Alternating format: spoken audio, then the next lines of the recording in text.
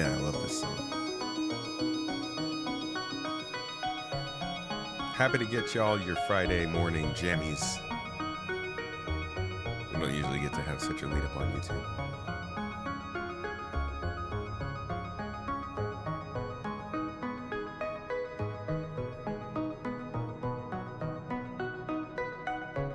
All right, you guys ready to jump in the deep end? We're going to start with something a little more calming today.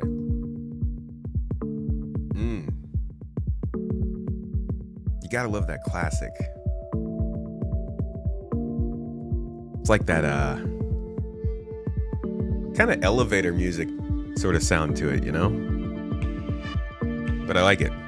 It gives you that good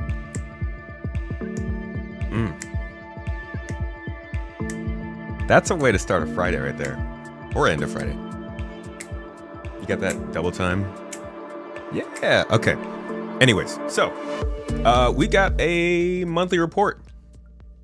Yeah, I'm a little late to it, not gonna lie. This came out a couple days ago. And in nowadays, 2 days is too long for a lot of folks. The news is fast and it's rolling when it does come out. And it's gonna be a busy 2 weeks. So I have not gotten a video out about it just yet, but we also got a gameplay update here. Let's see if I could just yeah, cool. Thank you for working out like that. All right, if I can scroll through this very quickly, we could find this patch. Cool. So we got a gameplay update, we got a monthly report, we got a few different things to go over. This all happening in the week before CitizenCon Direct. So we got things going on. Things are rolling in Star Citizen land. So yeah, we're going to be going over that today. I am running on not so much sleep. So this stream might not be as long as they normally are, but it's still going to be as fresh, as good, as full, and as fun. Welcome to your positive Friday morning, space nerds. How you doing? Thank you for being here, Notification Gang, Diva, Star Mage. I saw Michael. Michael was in here on YouTube real early. Toes. Getting hyped. Matt Sully, Shifty, Wandering Mage. Good to see you guys. Mr. Skippy George and... Ooh, Rig. Love seeing Rig in the chat. Maverick. Good to see you, dude. Zero, Valis, Cypher. Welcome in, guys. Mrs. Tomato. My main woman. Yui. Good to see you. Welcome in. Lurch Lord, my friend, and Brigadier, Mr. Brigadier Bo. What's the latest on your computer situation, Brig? I hope things are looking a little bit better. Toes. Mr. Holston Coop, how you doing, dude? Welcome in, buddy. Good to see you in chat as always. Nasty Master, Valentino, NECA, Tristan and Daniel, welcome in, guys. Radar Echo Blackfire, good to see you. Glad to catch up with the Space Tomato stream. I get you. I see you. I get that reference. See what you did there. Hold on. I got one for that. Good job. Wandering Mage. Welcome in, buddy. Good to see you. We got a raffle started on Twitch. Or no, we don't get raffles on Twitch. That's just the stupid bot that's still doing that. Thank you, though, Blazer Prime and Dex Jean. Thank you both for the Prime subs on the Twitchy. As in there are sides, I will murder everyone involved. No sides. Unless you consider these Vanduul experimentations. Just for the 4.3.2 patch, though, of course. Dead bodies just for today. Or this month. Or whenever, I don't know, this patch cycle, whatever. Wasn't going to call that one out. Yeah, that's probably bad wording on my part. You'll be monitoring the humidity in your room from now on. You nailed it down to that's being the problem? The humidity broke your computer? That's actually kind of crazy, man. I'm not used to that living in dry Central Valley, California out here, where it's actually been raining, weirdly enough. You guys getting rain? Did it become autumn for anybody else? Because for us, it's very suddenly autumn, which I'm not really used to that. I'm used to it being like a very slow transition out of the summer. Or actually, I'm used to it being more of like a, it's pretty warm, it's pretty warm, it's pretty warm, suddenly it's cold. But this year, it's kind of just middle, which is strange for me. It's like relatively warm, it's getting cloudy, the leaves are falling, it's raining. What is this weird four seasons kind of weather I'm getting? I don't like it. It's too much for me. Stop it. Get out of here. I'm from California. Kidding. Some people in California get extreme seasons. I won't ignore you out there. I see you, Lake Tahoe. Still 72 and sunny over there for you, Valis? Well, yeah, see, now Valis is getting the real California weather. Hey, Brigadier, thanks for gifting out a sub, dude. Y'all get a hype train started, too.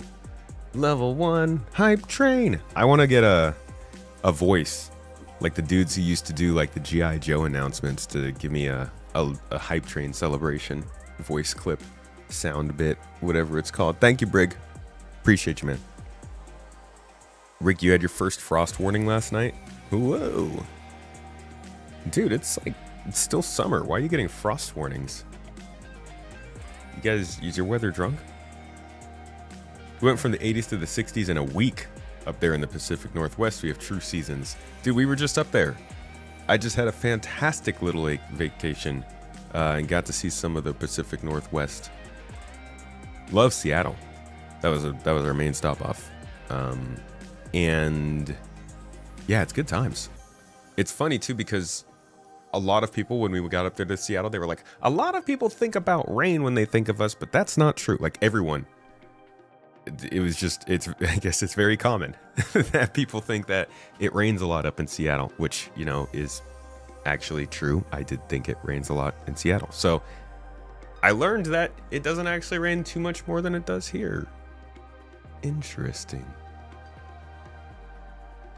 Here in Houston, we get two seasons, moist and hot, or bitter, wet, and cold. Always green, though. The green is nice. The green is, you know, it's good to see healthy plants. The idea of plants dying is not indicative of life. It's kind of in the name. But yeah, I don't like moist. Not gonna lie, I'm not a moist boy. I don't particularly enjoy being in super humid environments. I lived in Florida for a couple years. I lived on a sea, in a sea town in Turkey for several years, and I've had enough of it. Back to dry world for me, which is funny because I have a problem with dry skin. Like I need the moisture. I just don't enjoy it. You don't miss Houston, Cypher? Yeah, a lot of people I've heard leave Houston are like, if I were going to go back to Texas, it probably wouldn't be Houston. But, you know, Austin is got the whole up and coming feel to it, so that might be part of that. Tomato doesn't like moist people, only moist noodle. That's it. Anything else moist, not okay. That goes for streamers and food. No, not all food, actually. There are several moist foods that I enjoy. Actually, you know what? I'm not going to ruin any foods for you guys by calling them moist. That's just not great, is it? Yeah, I like myself a moist chicken breast. Gross.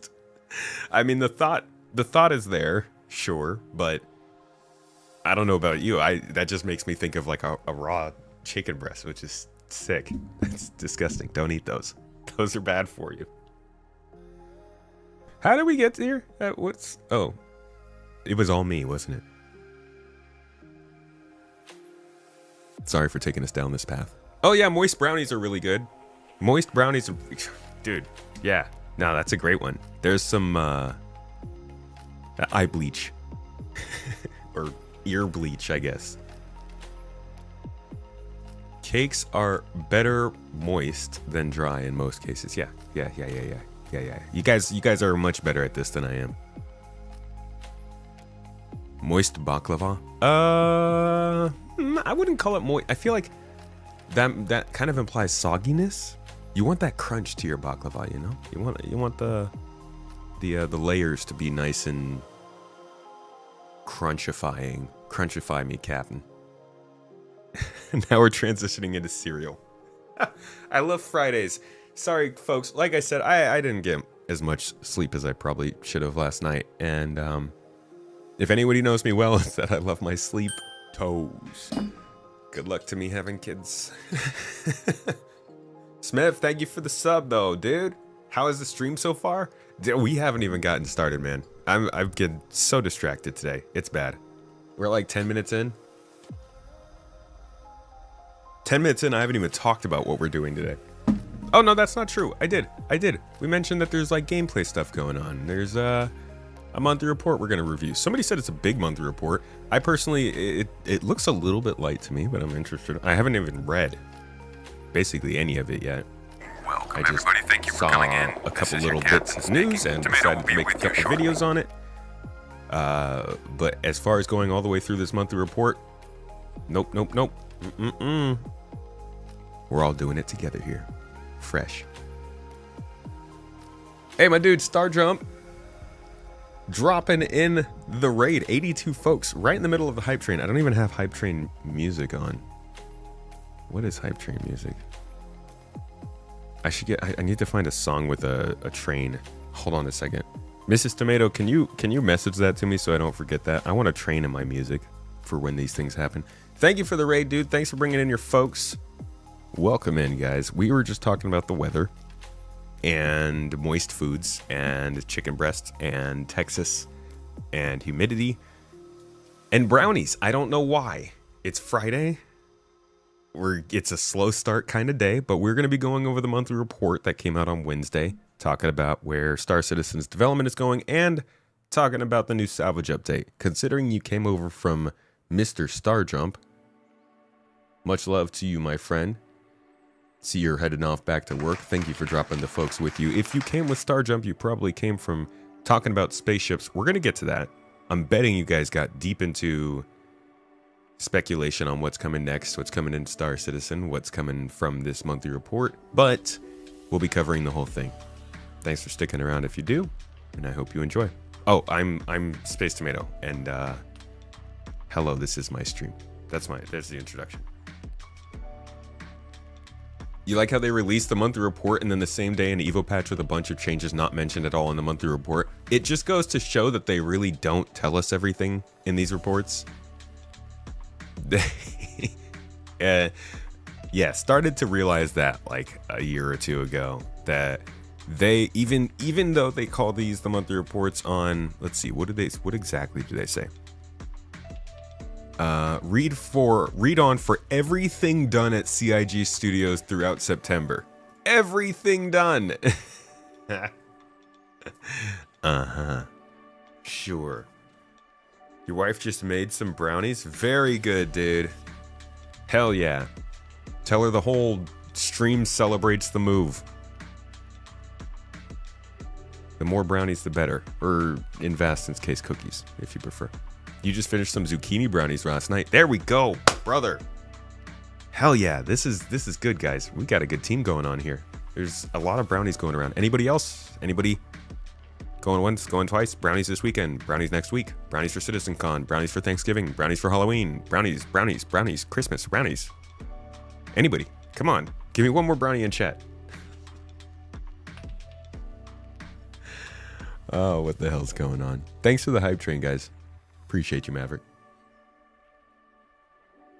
Just watched your CitizenCon prediction video. How was that? How did that go? CitizenCon predictions are, I don't know. I feel like we all just kind of throw our best guesses out there. I think the biggest reason CitizenCon is going to be interesting this year is just because of how little we've learned this year. That's the biggest one. And could be good, could be bad. We'll see. Things are looking good, I think. If they're not, I don't know. Maybe they want to get this into the 4.3 patch. Maybe it works out on timing, all that kind of jazz, whatever. If they were marketing first, then this would be an easy win at CitizenCon, right? They could just wait 1 week and then put this in the next patch, and they could have revealed at CitizenCon, oh, we're doing this salvage update. Cool, there you go. A little bit of a expectations, or a little bit of some progress on one of your game loops. Yay, we're so great. And guess what? It's going to be in the next update because it's CitizenCon, but we're announcing immediate stuff. It's an easy win. But they didn't. They dropped it into the Evo patch a week before CitizenCon. So I don't know. Obviously, that very well just could be because the culture is development focused first and not marketing first. I think if you asked a lot of people, they wouldn't believe that. But it also could be because they've got a lot of info to go through and they don't need to get easy wins. I don't know.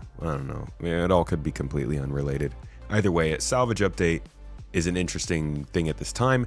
And I do think the biggest thing we can take from this is that the new starter salvage ship that we saw at the beginning of this year is coming soon. We can get some eyes on that before we get into this monthly report. Maybe it's probably one of the ships on the monthly report. Excuse me. We will be going over our ship tracking sheet with our hopeless lost tracking of the unannounced ships in this list. But there's a lot of ships currently in the, it looks like about 24, 23 ships currently in the works. So I'm betting one of those is this starting salvage ship, and it's probably coming sometime in the next quarter or two. Where the heck is that video? Where'd you go? There it is. What's the ship release for October? We don't know yet. Probably, if we're being honest, there's probably going to be two because it is CitizenCon. One will probably be straight to flyable. The other will probably be a ship we've already known about. The straight to flyable ship is most likely the one on the referral ladder. Which, hold on, let's take a look. Oh, look at that. Weekly. You know, I've been tracking this and I take pictures every once in a while because a lot of what people say about the referral ladder is that it's basically just like a tool for streamers. And I've been following this list, and basically not a single week is it like a streamer or a content creator in the top of this list. All time, yes. This is all time for years, and that's a lot. But generally, the weekly and monthly leaderboards on the referral, which I don't think matter that much. I don't think anybody should really be paying that much attention to it. But just out of curiosity, because of the way that people talk about this, I have not seen really any content creators at the top of this list on a week by week basis. So you know, I think these people get their own referrals through other means that are a little more maybe different. But I think everybody can get a couple.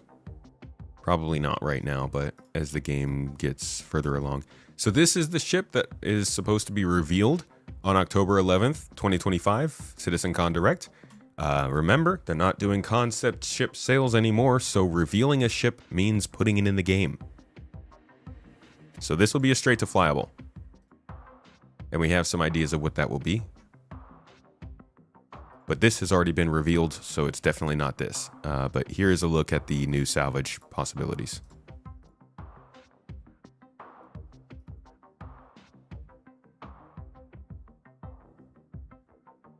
What's up, Throbbin?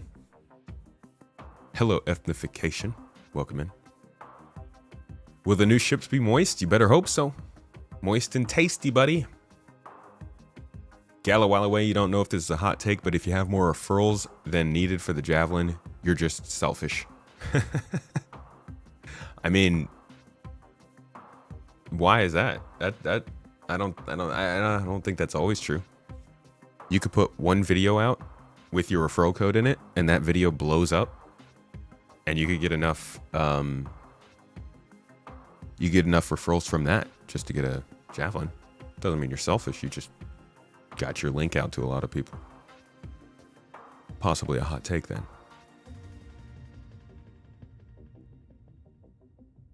That shows SC is spreading through word of mouth too.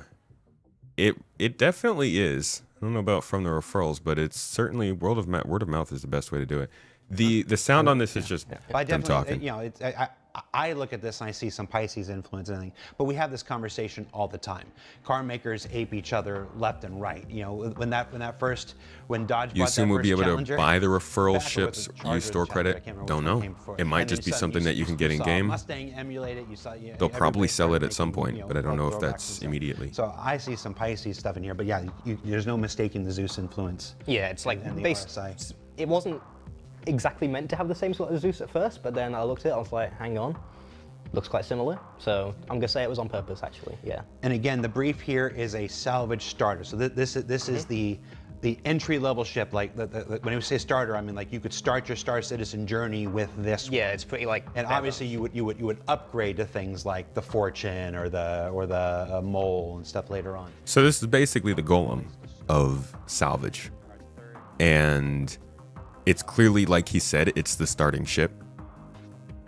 And so if you read how they've changed salvage here, they say each salvage ship now has a distinct identity and specialized role. They say the Reclaimer is quantity over quality, fastest structural salvage processing designed for large-scale operations, and the Vulture is the lone wolf, balanced middle ground ship serving as a reference point for all other ships. There is a spot missing here.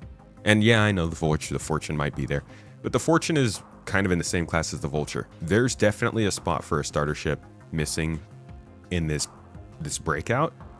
And considering they're starting to build out salvage more, I would say this would be your salvage T2 update, maybe your salvage T1 update, depending on arbitrary facts, really. At about this same time in mining, we were starting to see various mining expansions, although I guess they went in the other direction. They went upwards, and salvage has already done that with the Reclaimer. Argo medium salvage would be sick. But we're basically in salvage in the same place that we were in mining back in like 2019 or 2020.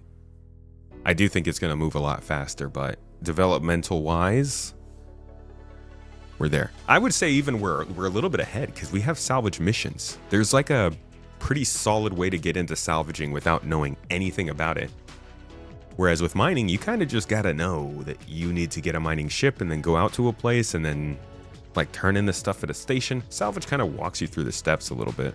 Probably could do a bit better, but it's better than mining, that's for sure.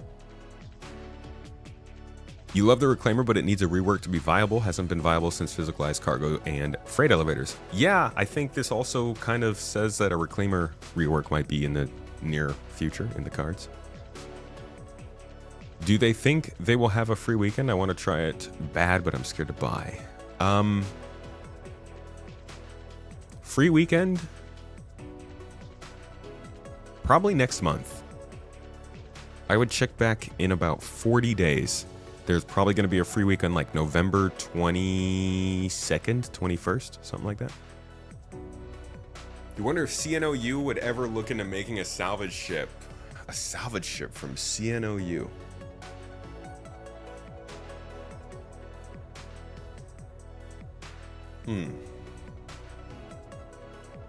I think if I saw them making a salvage ship, it would be a ship that could also it would salvage and produce at the same time. Like it'd be a ship focused on fabricating, but the salvage would be an extra. Just feels like the kind of company that likes to make producers rather than consumers. Did you see a new C8R in the works? No, you saw the new salvage ship coming in. It just looks a lot like a C8R.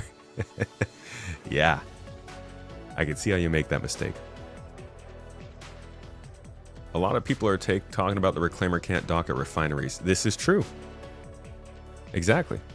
This would need to call for a rework to the Reclaimer in a lot of ways. I'm surprised they didn't announce it with this, but maybe they'll announce it at CitizenCon. How freaking crazy would that be? How insane would that be if they came out at CitizenCon and they announced and launched a rework of the Reclaimer along with 4.3.2 Live and a rework of the Aurora with a change to salvage? Folks, it'd get written off as a small update. It still would. because our expectations have changed so much. But if an update like that got dropped 2 years ago, it would be one of the biggest updates ever. Oh, man. We were struggling for food back then. Does the FHC still suck to have rebalanced? I don't know anything about that chip. Nothing. Nothing at all, my friend.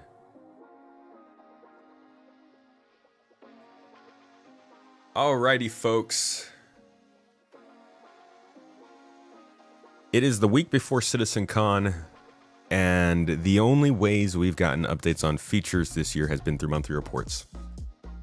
It is known. Inside Star Citizen has not been giving us too much, so there's quite a bit to be filled in by us, and I've got a video actually on the main channel talk about that if you want to go check it out. But today, we have the final monthly report to get through.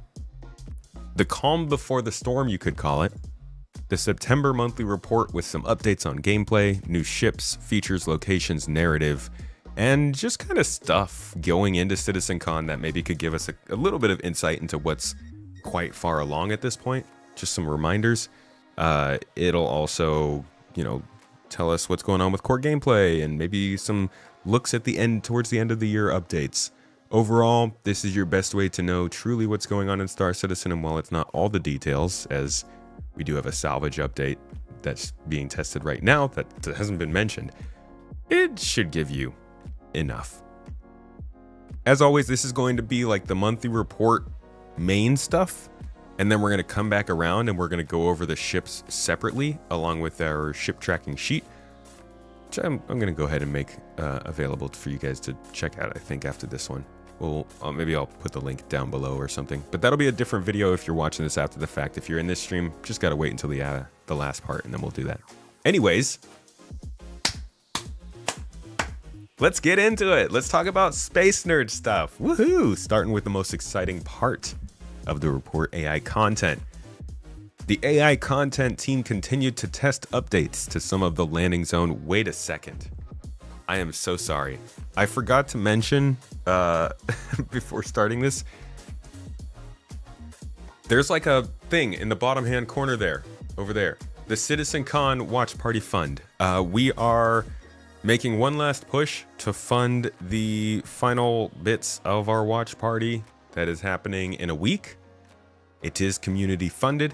It definitely helps us as me and Mrs. Tomato are paying out of pocket for the whole thing besides what we can fund. So just a little last reminder, !fund is the link to point you towards it. All of the funding, if you would like to help, if you would like to support us, even if you want to just like join Toe's gang today, do it through PayPal, as I was just about to say. Use that link and go through PayPal, because that actually allows us to use that to fund the event, as opposed to if it's subs, if it's members, if it's stuff through Twitch or YouTube, that doesn't actually reach us for like 3 weeks. So we've got the link there. We've got the link there if you would like to help us. It really means a lot. If you are coming, it doesn't cost anything. We're not charging any sort of ticket prices or anything, but it makes all the difference. So thank you if you consider it. I'll be poking about it throughout the next week as we get closer to that event, but just wanted to make that clear because that is down there, and it should update when people do try to fund. I'll poke Mrs. Tomato if it doesn't, and not in a dirty way. Gross people. Yes? Oh, somebody just donated and it didn't update on there. So, yeah, it should update on there. Can you go on Stream Elements and see if that overlay is broken or something? I just made it on the Twitch overlays. Thank you. Gonna find out because I just... PK! Thank you, dude. Holy crap. Thanks for the help on that, man. Appreciate it. It's being hosted in San Francisco, the event, which is only like a 20-minute drive from the Bar Citizen later that night. So we're gonna do a little convoy over to the rest of the Star Citizen crew. Somebody else donated. Thank you guys. I don't know why it's not popping up on here. Hey, thank y'all. Much love. You do make it possible. We're gonna print out a little list of sponsors that help make this event possible. So Big ups to you guys. Code for the space jump space giveaway is tomato jump. Just a heads up. All right. Hey, Cupint. Let's get back to the monthly report. Very sorry for the delays, folks. Thank you for your patience. Lots of stuff going on this time of year. AI content. AI content. You know that? Yo, Gren, thank you for the super chat, by the way. I'm sorry, I can't get into this monthly report yet. Rig, thank you for the membership. Gren said, good evening. After the changes made to the Apollo, what do you think this means for the Vulcan? Kind regards from Switzerland. I think the Vulcan will still rely on drones, but I imagine it will get bigger. But I do think it's still going to be a drone-focused ship.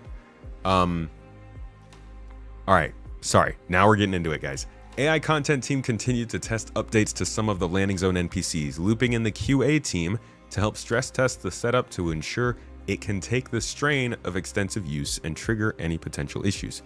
To make stations and cities feel more alive, the team leveraged the med station behavior used during the regen crisis. Now, shopkeepers will interact more with the people frequenting their store. The team is also looking at an underutilized aspect of landing zone archetypes and are preparing a proposal to make better use of guards. Don't tease me with a good time, CIG. Bro, if this is our first little whisperings of the AI team actually getting security guards working in cities, I will look back at this moment in pure anticipation. That's going to be great.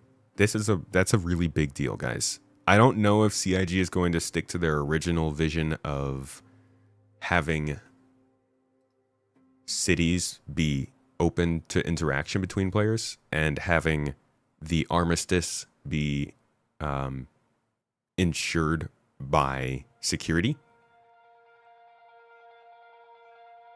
But if they're even going to lean in that direction, it would be a very nice thing to see in the game. So hopefully this is pointing towards that. I'm glad that we're getting more and more AI interaction and the game is starting to feel more alive. They finish up the section by saying, in addition to the ongoing task of setting up comms calls characters for missions, the devs also started looking at mission providers in general and built a new behavior to support face-to-face interactions in the future. Let's go!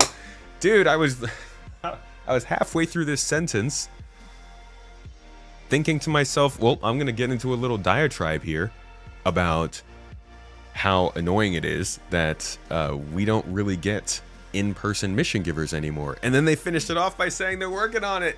Yeah! That's good. That's solid. The in-person mission givers is that's been a painful loss since 3.5, maybe?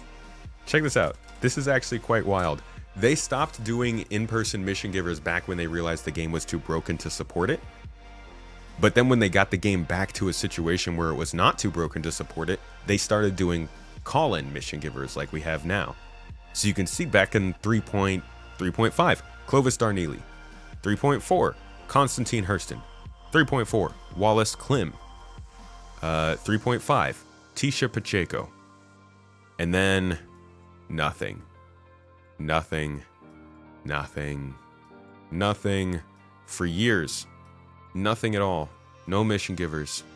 No new AI characters until finally in, what was it, 4.1?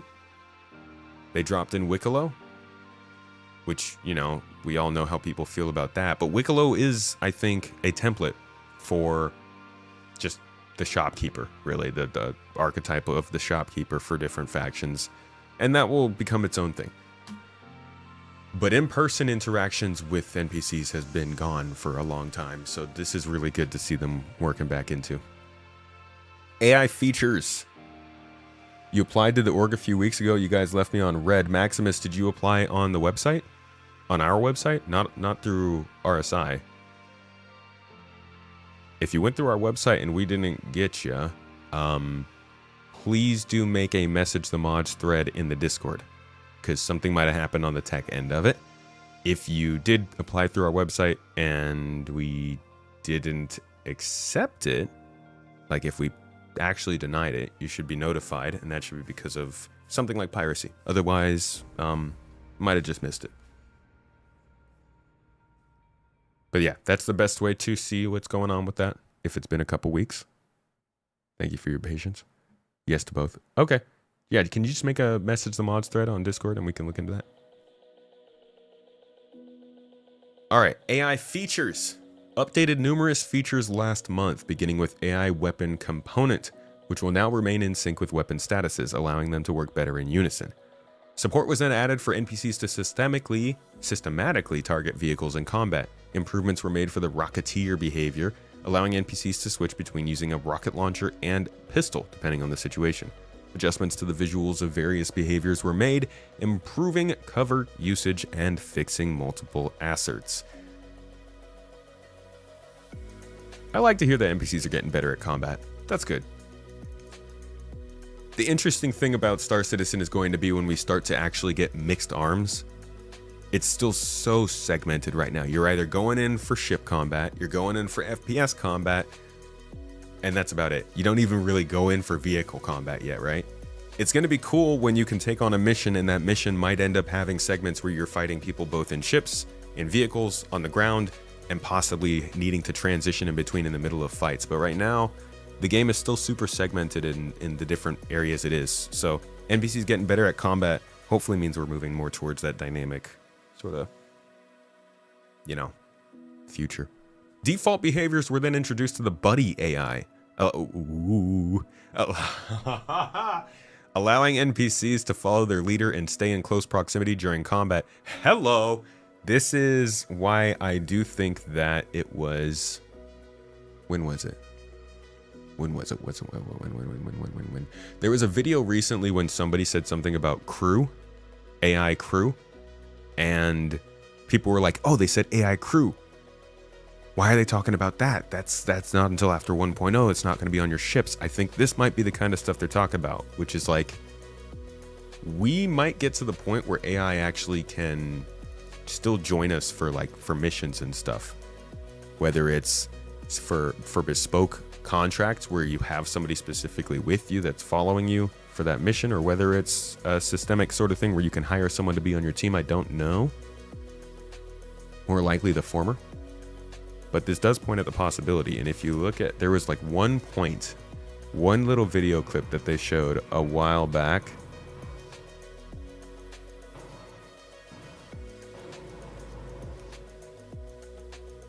I'm not going to be able to find it here, but they talked about like a buddy sort of companion.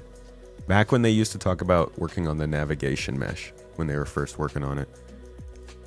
Veterans in the chat remember that. Holy crap. Back when NPCs couldn't even set foot on the planet's surface. Your guilty pleasure is watching Space Tomato streams during work meetings that could have been emails. Just try to remember not to like post any of those links into the Slack or the Teams chat. Or, you know, do. Maybe they're fans. Maybe they like Star Citizen. What are you cooking up today, Mrs. Tomato? Holy crap, she cooked up a massive spread. Taking some time with some friends this weekend and cooked up a huge... Must be great to be friends with Mrs. Tomato. Not as good as being her husband, but you know. Must be pretty cool. You always assumed it was between other NPCs. I don't know, man. That could be it. That could be that it's just NPCs and their buddy behavior. But this also, I feel like, you know, now that you say that, it's more likely this is for NPCs following NPCs.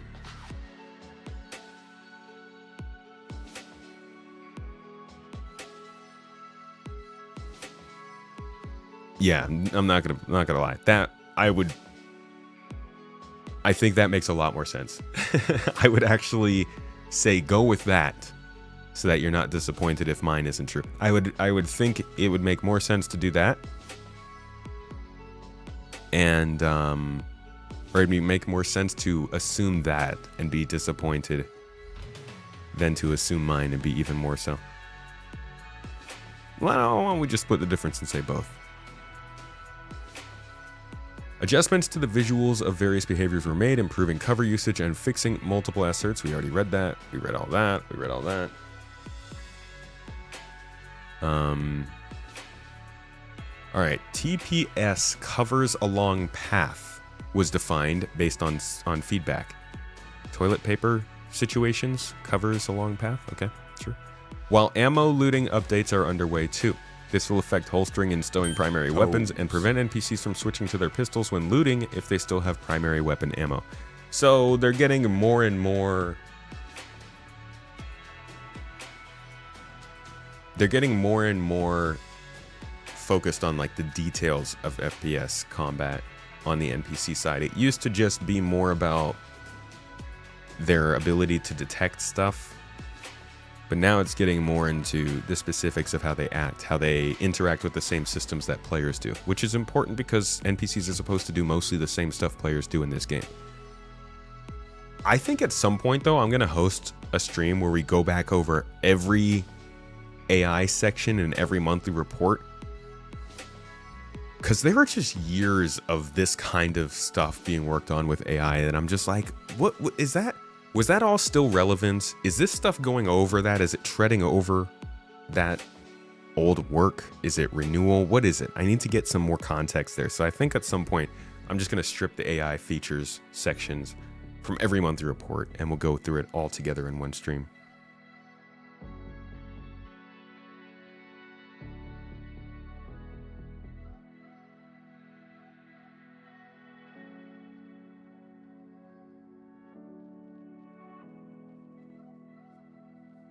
Is y'all's org noob friendly? You've been playing solo since getting back into the game when 4.3 dropped, and you've gotten to a point when you're not sure what else fun to do there is by yourself. Dude, we're hella noob friendly. We are so noob friendly that the leader of our org will crash into a moon's surface like a noob. You are one with us, okay? Don't even worry about it. We try to build a place where people can have comfort being a noob, completely learning the ropes, getting the best tips, but ultimately being able to ask the stupidest questions if they want. We also want it to be a place where maybe not the sweatiest of individuals, you know, keep yourself relatively moist, don't get wet. But like we want people who are focused on being good at the game and mastering stuff to also be able to have a place there where they can get real into the details, into the crunchy bits. Ultimately, we're just trying to set up a nice background for anybody who wants to play Star Citizen, a place where if by some situation you do need a couple people to escort you on some weekend, you know you have a place to look. If you have a friend that is asking you for a group of folks that they can jump in to do something that you don't necessarily want to do, you have a place you can suggest. If you get stranded out on a moon in some system that you've never been to before, and you throw out a beacon, that beacon will be accepted by 20 people. One of those people, hopefully, is a Garden member, and you can rely on them. We just want a place where there's consistent rules and context, good times, real life first, you know, the whole business. So that's why if your application didn't get accepted, reach back out to us. We usually are pretty lenient. All right, let's continue on. Formerly mentioned in previous monthly reports as an upcoming creature, the new Yormandi now uses different fire modes in its attack. Issues with perception giving false positives were also fixed. Further improvements are currently underway for this and existing creatures. Sorry, it uses... Oh, different fire modes. Okay. I thought it was saying it was going to attack with fire. I was like, are we getting dragons in Star Citizen? So the Yormandi, we have no clue what that is, unless it's been mentioned in lore before. Ah, I see. So it's been in the leaks already. It's the snaky boy. It actually does look kind of like a dragon, which is a little bit unnerving. Where is it? Where is it? Where is that? It would be here. Many armors will be specialized for distinct use cases. Currently, we realize right now So last year we got a real good look at just how far they were going with fauna and what they wanted to do with it. The Valakar is very exciting. We also, I think it was maybe 1 year prior, I think end of 2022, it possibly would have been. I have a video on Space Tomato 2, you can go back and find it, where we actually talked on this very channel about how they were looking for somebody to take control of the pipeline for creating fauna in this game. So the idea was they needed somebody who could handle the animations, the VFX, the hair, all of the different categories, put it into a pipeline, know the people who needed to be involved, and start to pump them out. Since then, we've seen, I think, 2 or 3 fauna added. We've gotten Copion, the Malik, the Space Cow, the Valakar in different sizes. So we've gotten 4 fauna since then. So they've been doing pretty good, but they also have some pretty big plans for fauna. I'm going to let you hear a little bit of this because the supposedly the one that's coming up now here, mentioned in this monthly report, the Yormandi, is actually mentioned, or not mentioned, but it's shown off in this demonstration. But I also want to share with you the bigger picture for creatures. So let's start with some Valakar variants. Variants so far have typically just had alterations to their loot and appearance. Okay. However, So they're putting it on the same slide as the whole Valakar variant idea, but who knows? Maybe they also broke it out. It does sound like this is now being called a different creature. Maybe it is totally a different creature. From what I'm seeing, the belief that this is the creature they're talking about kind of comes from a leak, and so it's not exactly official. But it's at least pictured here. we want to go further with what variants can be. For example, what if the Valakar evolved and grew in a swamp environment instead of a desert planet? Or if a Valakar never made it to the surface, and I just want to point out that like this is way reaching kind of copium energy. But if this was per se the Valakar that evolves in the jungle biome, and it was coming sometime soon, then we'd have to have jungles soon too, right? I'm not saying Hurston might be re-terraformed to also have a jungle biome, but you know, it's possible. So that's really the only place we've seen it. The other interesting thing that they talk about here is just how big the fauna are going to get, which is the weird and the unknown. I think they mentioned that the biggest fauna we will see in the game was actually pictured at some point in this demonstration, and I think it was these. I think they're actually kind of serious about getting stuff like this into the game, which will be pretty crazy to see. Ultimately, though, you can see the entirety of the fauna they have planned for the Star Citizen 1.0 launch in the next few years right here.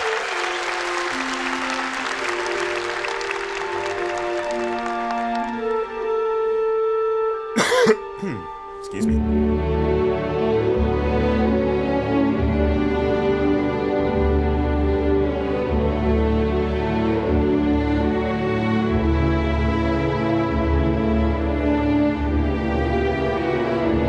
You can see that little squid thing here. Well, I guess it's not little, it's big. But you can see it right here.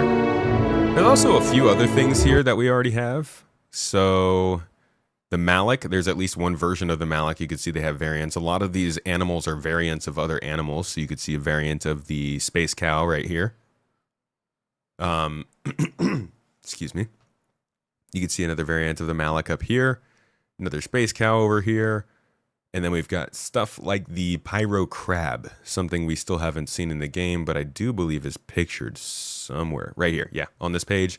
But then you've also got a variant of that, maybe, right here.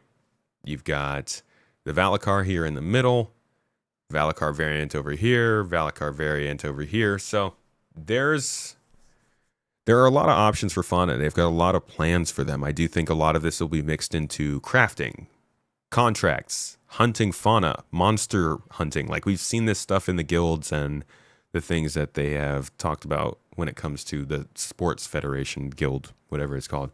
So all that to say, this boy down here might be your Mandy, our Yormandi, we're Yormandi, and it looks like they're making good progress on it. So it was previously mentioned in previous month reports. They're fixing things like its perception. So pretty advanced. Let me go back to one of the previous monthly reports and see if it does mention the creature, so we could see what previous work had gone on with it. You can kind of get an idea of where it is in development, if they've said enough about it already in the past.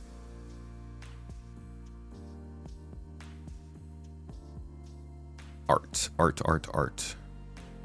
Or was it AI? It was AI. Human combat, AI features, group perception, AI weapons, AI bounding. So that's a no. Let's see if it's in August. Various behavioral combat improvements. NPCs, groups, and leaders. A bug was fixed with NPC executing audio triggers. I'm not seeing anything for the creatures. I do remember something about it, but I don't want to spend too much time on it. Here's some animation work on a new creature. That could be what they were talking about. Any more animation work on a new creature? Don't see any here. We'll keep an eye on it, but it does sound like it's upcoming. Something's coming. Maybe I'll break this out into its own video, because I think that's actually kind of a big part of the monthly report that's going to get lost up in the overall. Well, I don't know. We'll see how big this thing is. Po Boy, thank you for the sub on Twitch, dude. Appreciate you. Thanks for your support. Somebody was asking about if we're going to have a Twitch watch party. That is the plan. We will have a physical watch party at our location in San Francisco, obviously. But I am planning on streaming that party over to you guys. I don't know if it's going to be all that entertaining. This is the first time we're doing an event like this, so we'll see how it goes.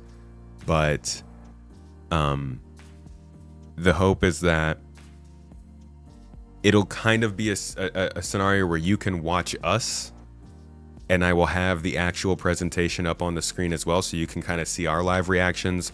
I'm going to have this microphone, so I'll lean over to the mic and try to give a little bit of my thoughts, but I don't want to be too distracting to the people in the room, and I don't want them to feel like they can't talk. So we'll see how it goes. I'm kind of experimenting with this. This is our first garden gathering. I'm really excited for it. But on the more of the presentation and technical level, this is a learning opportunity for me, so that in the future, as we throw more of these events, I can start to learn better how I can create live streams and events out of it. I want to turn this into a pretty big thing. We have some really exciting plans for the next year, including a possible Star Citizen live game show here on the channel, but I'll leave more details for that later. All right, last thing they had on AI features, in addition, new functionality was added for testing first reactions by generating test cell level variants, making rapid iteration and testing easier for each situation. This includes testing for first reactions and animation flows. Lots of tests, huh? Are you going to keep your clothes on? Absolutely. Thank you very much. Wouldn't be a good stream if that were the case, huh? I got to write your names on my boobs, you know?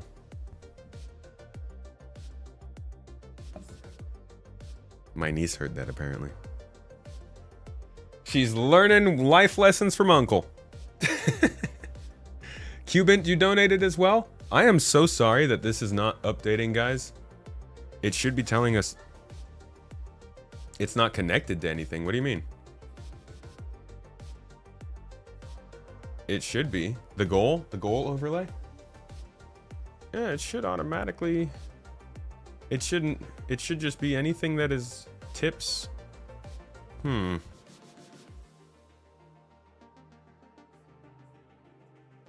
Yeah, I mean, I don't know.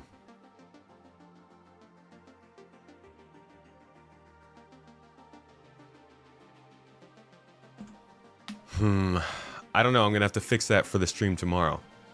It's not how that's supposed to work. Thank you, Cubant, though. I really do appreciate that. Much love. Thank you for making this event possible. Oh my god! And 25 subs, dude.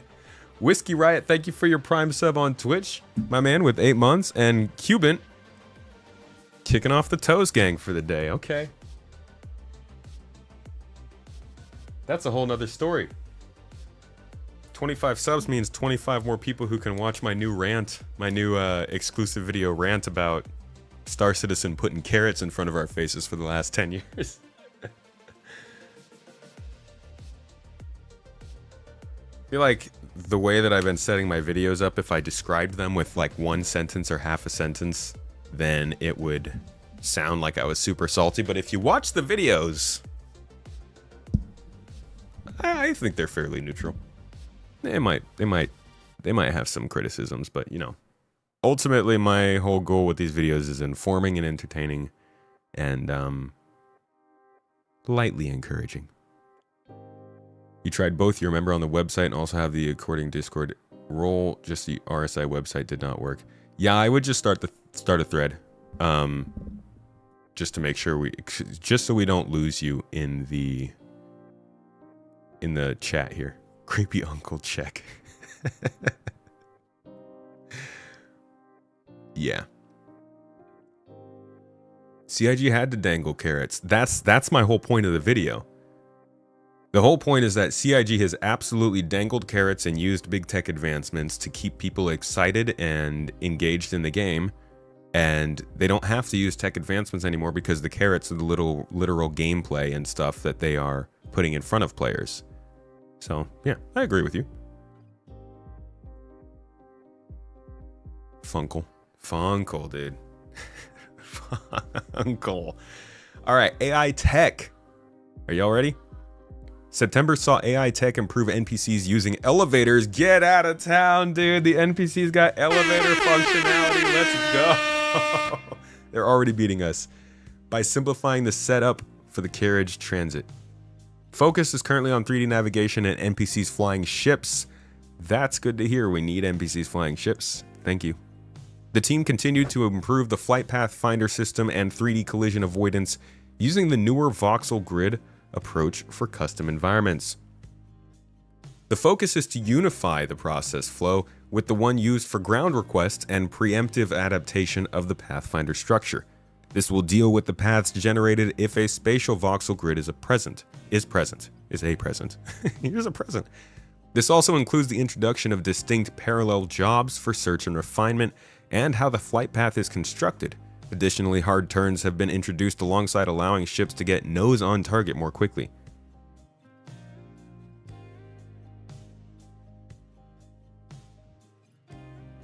Yeah, this is solid AI development this month. Development was done on AI perception code, with the team fixing issues with knowledge escalation when seeing enemies between the primary and secondary fields of view. I have that problem all the time. Makes it terrible for walking around city streets, you know? Improvements were then made to the way assignments are queued in relation to the usable builder tool. Crashes during general use were also fixed, such as when changing alignment slots and expanding the line pop-up edit for geom and helper geom editing. Okay, geom. Updates were made to the AI sequence system, which manages AI agent scripting in the flow graph. This enforces the validation of action sequences and ensures the correct execution context is set in the systemic activities, providing a more reliable way to manually script agents and to guarantee actions are validated and executed correctly. Some of the stuff that I read in this, I'm just like, some people, you might be getting this, keeping up with it as I read it. Sometimes it's just, I'm just putting words out there into the world. I don't know what the hell this means. Where was I? The critical flow mode for AI agents was brushed up too. You can't even say stuff like this. They need to watch their vernacular because some people are going to read this and think that they're trying to open AI this stuff. While in this mode, action execution errors are still reported, but can now be handled with specific fallback, allowing the flow to proceed instead of failing and potentially stalling. This is still in progress and will be further enhanced going forward. Star script improvements are still being made as the team improve the tool following feedback from the devs. Finally, subsumption content data improvements were made to reduce errors going forward. We all know star script, subsumption, you know how it is. It used to be a regular for us, one of the MVPs of monthly reports. I don't pull it up as much, but I will this time, man. I get so much less footage to use now. Like, I haven't seen anything for subsumption that we could use for footage in years. This is 2023. It's kind of crazy, actually, how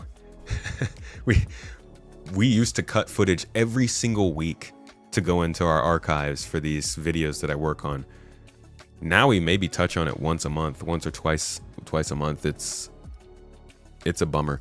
But this is the subsumption system, and as you can see, it is basically just a flow graph that allows for actions to be taken by NPCs based upon other actions.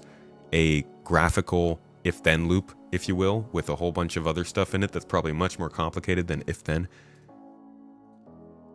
It's getting feedback from devs because this is a tool that the devs are making for the devs, you know? So if you work for Apple, then you probably use Apple's coding language. But somebody has to make Apple's coding language. So there are developers that make software for the company. A lot of times this is outsourced. For instance, a lot of companies will use somebody like Salesforce or SAP to do their sales-focused integrations with other people. Forget what they call it, P2P or whatever. But CIG has a lot of stuff in-house. They built their own engine, they're building their own tools, they want to have the knowledge and the resources to do it themselves, so they have devs building these tools for other devs so that their engine gets stronger. And the fact that they get feedback and they're passing the tools back and forth and they're improving them, that's really good. That's very healthy for this game going forward. I mean, every engine's a modified game engine, right? This AI is probably smarter than ChatGPT or other LLM transformers. Imagine if it was, though. Imagine if all these NPCs were just LLMs walking around. All right, AI, Game Intelligence Development Team. This is like R&D, but for their AI gameplay stuff. In September, the Game Intelligence Development Team focused on completing the next milestones for Mission System Tier 2.0. They're currently breaking down the work and discussing the best possible path forward to approach the implementation. I am very, very hopeful. Crossing my fingers like they were a freaking pretzel. I am so hopeful that Mission System T2 ends up on the at CitizenCon. This would be such a huge breath of confidence, I think. If the Mission System Tier 2 has the same amount of detail and actual thought put into it as the inventory that they're currently working on, I know a lot of people don't like it, but compared to what we've had before, it's showing a lot of advancement in their UI design. If it has that same level of improvement here, I think that this is going to give a lot of people more confidence about just the overall flow of Star Citizen if the contract manager is working better than it is now. No filters, no links into the star map, no ability to like select things on the map, no real clear showing of objectives. It's not well packaged when you're trying to take a contract. So I think this is actually much more important than it seems, just kind of reading it off here. And I'm hoping, as it's been mentioned a lot in these monthly reports, I hope this is something that shows up at CitCon. They also continue to fix bugs and performance issues and worked on features suggested by the designers to improve StarScript Coolio. Good for y'all. Thank you. Animation. The team continued to work on an upcoming creature and boss fight alongside supporting a new mission giver. Ho-ho. Hey. I like all three of those things. Facial animation progressed through new performances that were captured in late August. These include characters that will be present in multiple upcoming releases, including a returning air traffic control voice. Dude, there's so much going on AI-wise. This is actually a surprise. It's a surprise how nice it is to see how much stuff is happening on the AI front. We'll have to see how quickly it gets introduced, but things like characters and multiple upcoming releases and stuff like that usually indicates the next couple patches. Going off of the monthly reports, again, this is, you got to recalibrate yourself every year kind of based on how they message with these things, but monthly reports this year have also, much like Inside Star Citizen, been very focused on the next couple patches when it comes to things like narrative, animations, character art, ship art, that kind of stuff. Maybe not necessarily core gameplay, because we're not getting a lot of feature stuff, but the stuff that's content related, it has been pretty short term. So new air traffic control voice is nice. Hopefully that means that they have something to say about the new air traffic control system working. New characters coming in is good. That could support the new mission giver, new creature, and new performance captures. All nice, making the verse feel more alive. Art on the character side.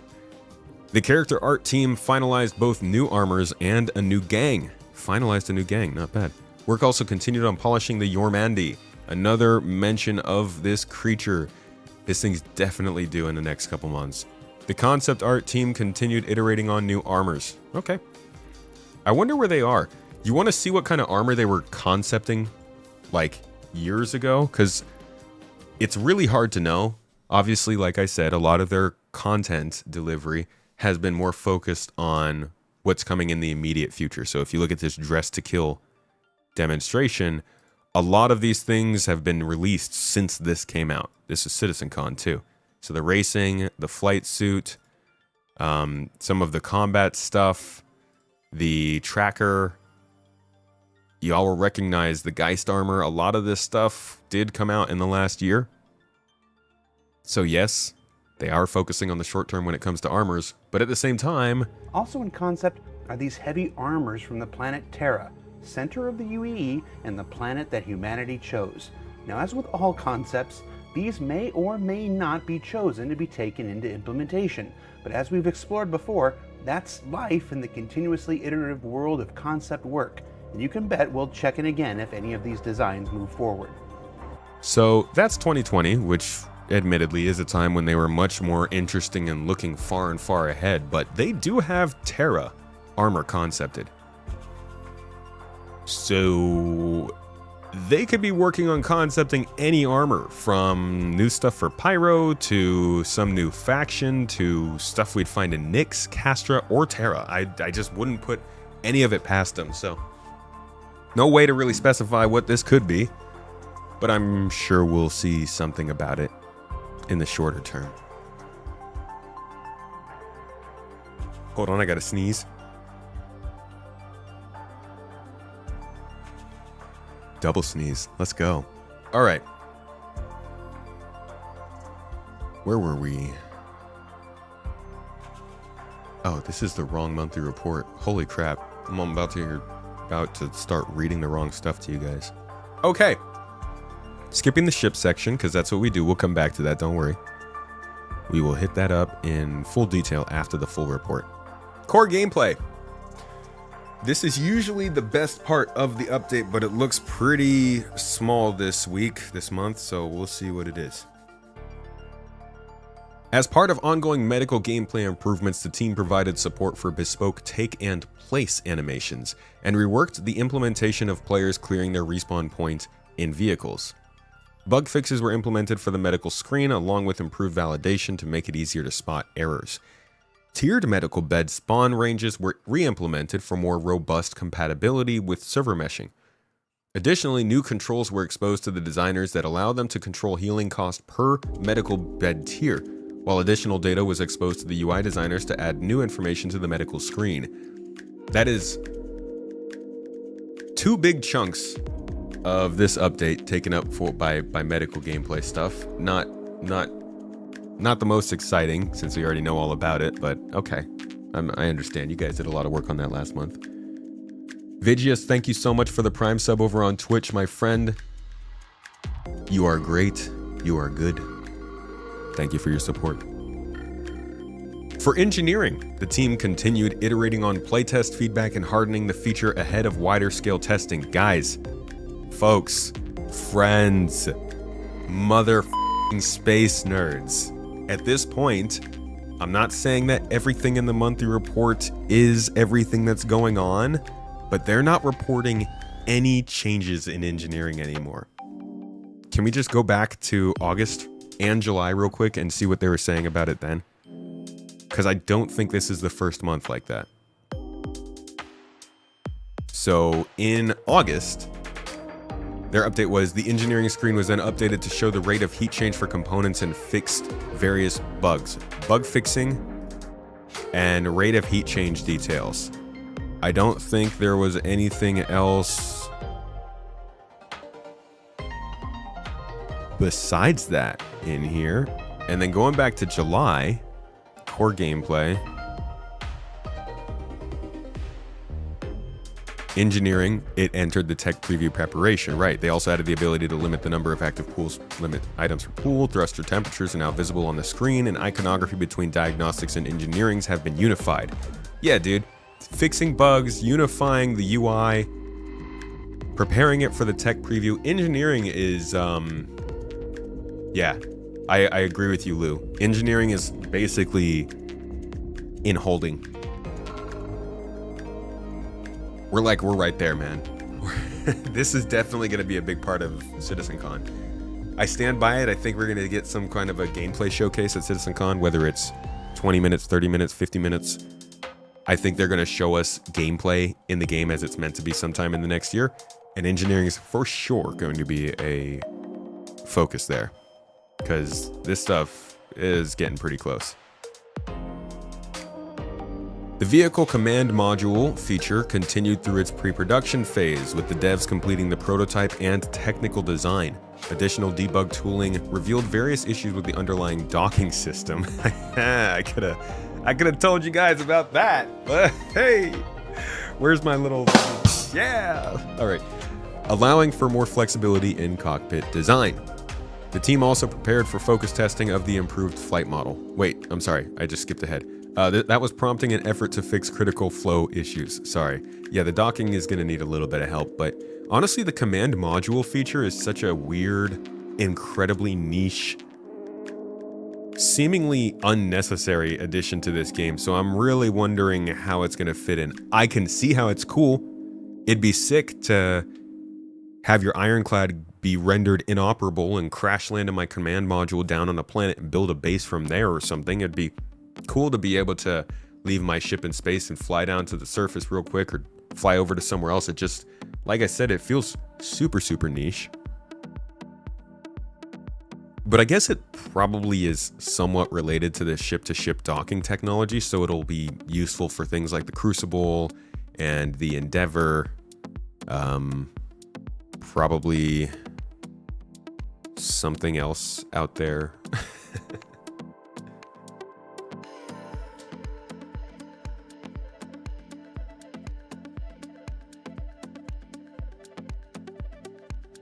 We'll see. Flight gameplay also progressed through September. AI can now correctly utilize control surfaces in atmosphere and adhere to their velocity goals. Merhaba, Pickle. Hello. Just saw my niece. She is on the... Ah, I miss her.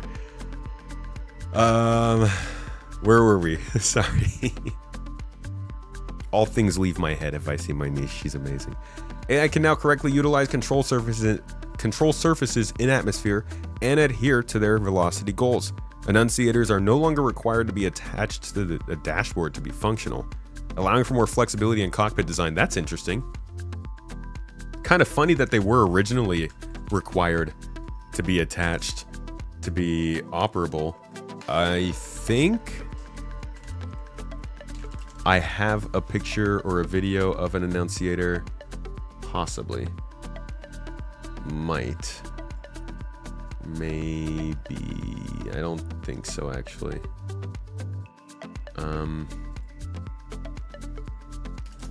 The annunciator is basically the thing that's on your ship that tells you all the different little messages. It lights up little messages that you need to know, like landing gear down,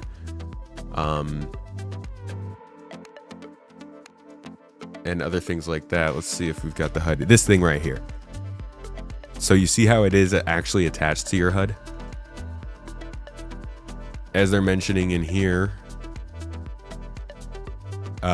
it no longer needs to be attached to the dashboard. So right here, you can see it is attached to the dashboard, but this will allow them to put it in other places.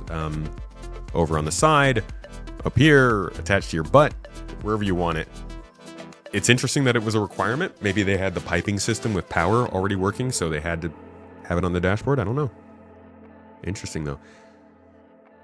The team also prepared for focus testing for the improved flight model, which is currently going on, but has been a little bit rough. People are still leaking the focus testing. Like, guys, just don't. Just let it happen. It's frustrating. Because if CIG's system is going to fail, at some point we kind of just need to let it fail. The whole idea that like, oh, they can't, this game will never live if they have PvP possible in different places. Okay, then let it die. This game's not going to work if they don't focus on X, Y, or Z. This flight model's not going to work if you don't do it this way or that. You guys, I feel like this is great, but people need to know, like, just let the system work. They really need to pay testers and bring them in-house to test. I would agree, but then we have to deal with like 4 more ship sales throughout the year. Like, we're at this problem point where that money's got to go somewhere, and they either slow down Squadron 42, which will slow down everything. They slow down the feature development, which already is pissing us off. They slow down the content drops, which, okay, that's the one thing they're doing well. Or they slow down their testing. Like, they don't have the money and they don't have the means, and they either get this done or they don't. And at the end of the day, that's up to them. That's their job. It's their job to make this happen. Nobody else's. But damn, if we couldn't just help a little bit by not leaking every single thing that happens, that'd be great. Let's put it to a movie theater. Yeah, they have in-house testers. But for whatever reason, they don't feel like the in-house testers will give them as good an idea of what to do as a more wide group. Not a super wide group, but a wide enough group that you're getting something out of it. You know, it's the classic political focus group questions. Except instead of having to answer something that everybody's already paying attention to, you have to talk about a Star Citizen flight model. Who the heck knows the ins and outs of that? It's supposed to go to fresh eyes. That is what he was saying. They want to have fresh eyes on this to see how the reaction is. Delay the Banu Merchantmen by 5 years for every leak they find, then pull testers from Banu. You evil man. You want it to come out in 45 years instead of 35? Come on. Let's continue with core gameplay. The ongoing inventory rework progressed with the implementation of equipment and equipped item slots. This one has also been very impressive to me. You can see that they were already working on changing it from concept to reality last month in August. I think they actually started it here in the July monthly report. It may have been mentioned first. So we may now be 2 to 3 months into working towards getting this inventory into the game. Faster than I thought it would, for sure. And definitely, maybe they'll show it sometime this year, possibly. If they don't show it at CitizenCon, I don't think we'll see it until it's just about to go into the game, but I thought it wasn't going to be in game until probably this time next year. Looking like it's going to be faster than that. Didn't you have a Discord channel made for leaks? I do. I do. I still do. I'm friends with one of the people who started the whole community. Personally, I am not against leaks overall, depending on the type of and way they are leaked. But I am when it comes down to such a concerted effort, you know? I recognize that leaks are both beneficial and hurtful to the people that the leaks are about. They can be released in different ways that, in a lot of ways, arguably are planned by the company, you know? And so it's a gray area in terms of that. I'm not saying all leaks are bad, and I'm not saying all leaks are good, but I am saying that when there is a concerted effort to stop leaks from happening for a very specific reason, like a one-off kind of reason, then at that point, like, you you gotta pull back and consider the whole goal of what's going on. Leaking the design of a ship is not slowing down the development of game. Leaking the progress on the flight model absolutely has the opportunity to. Leaks are a net negative. Tell that to Google, dude. I don't think there's ever been a freaking Pixel release that hasn't been out in the public before it comes out. And to be honest, I think it actually has helped them, because a lot of their designs that came out that were ugly, that release got softened because they leaked it beforehand. But, you know, nobody's wrong on their opinion on how leaks go. It's a very subjective topic, so everybody's free to feel how they want to about that. That's just my take. Let's move on to the economy team. The economy team. Yeah. The economy team began a month exploring how to make the player's impact on freelancing commodity trading more impactful and longer lasting. In the process, they adjusted offer and demand at some locations while tuning profits to fit the current level of the economy. The team then evaluated the data on the drop rates of some rare items and made them more prevalent.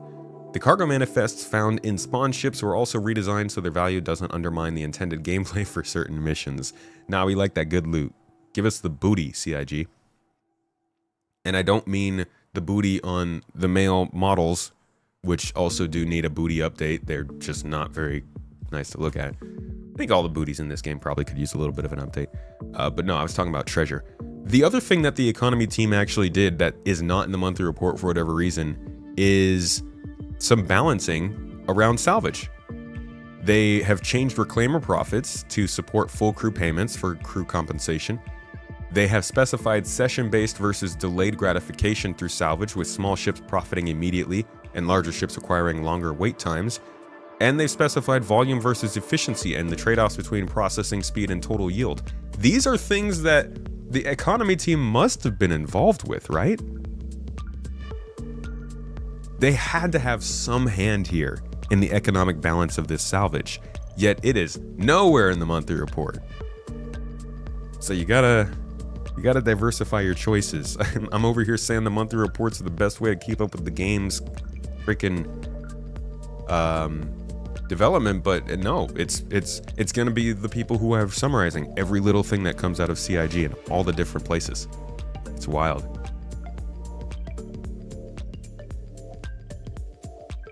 You mean like the organic leaks? Booty slider, please. Hello. Let's hear it. Give me that booty. All right, mission design. Mission design began September, finalizing the last narrative mission for the ASD facilities before looking forward to the rest of the year's content. They also began removing old factions players will no longer work with and reorganizing the ones they will. Sad day. We knew it was going to happen. We knew that eventually we would start to see the faction list shrink because of reputation and stuff. Wow. Still sad to see it happen, but I'm happy for forward progress. I'm happy to be getting more and more into a game that is focusing on being the game it wants to be and not just a placeholder. Alongside this, the team reviewed bounty missions and added comms notifications for the mission provider. This is part of the ongoing initiative to bring older missions up to standard. We need more of that. Where are the racing missions? Racing? Mission design also worked alongside engineering to solve long-standing issues with spawn closets and made more fixes to the mission generation systems. I know this is not the engineering they're talking about, but I do hope that we see some contracts and missions that are meant to flex engineering. I know this is a long shot. This is definitely not coming right when engineering does. But imagine a set of contracts that require you to report to a specific space station, board a specific large-scale ship, and then just fly around in said ship being the engineer for that NPC flown ship. You know? Like they go into battle, they kind of just fly around in general, and you're just the person who has to take care of the problems that pop up in the meantime. Very hard to control situation. Obviously other players can attack the ship and all that kind of stuff, and you never really know what will happen. But I think that would be an amazing way to showcase and introduce people to engineering. And it gives you gameplay you can do without needing to be flying around having a ship.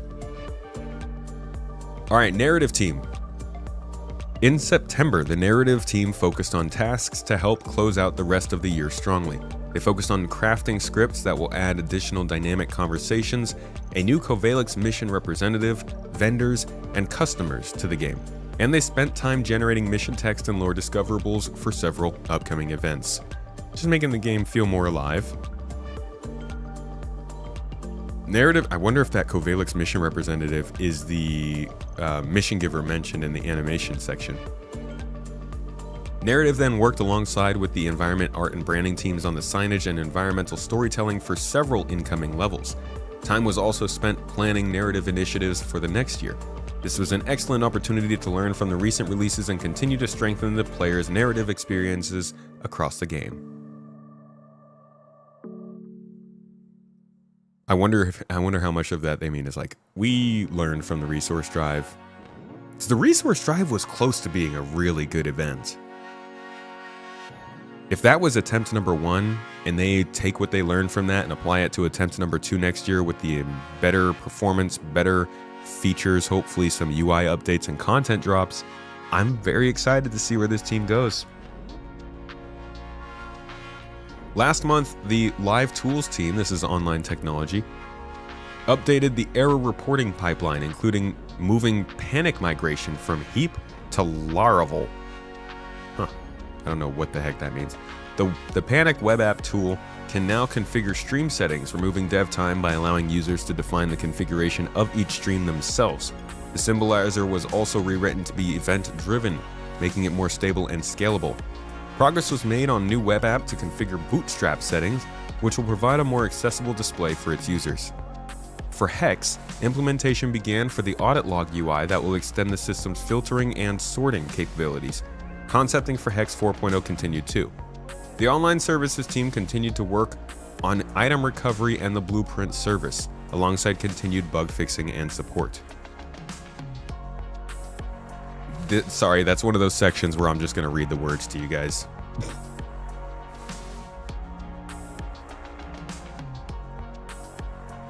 Incoming levels.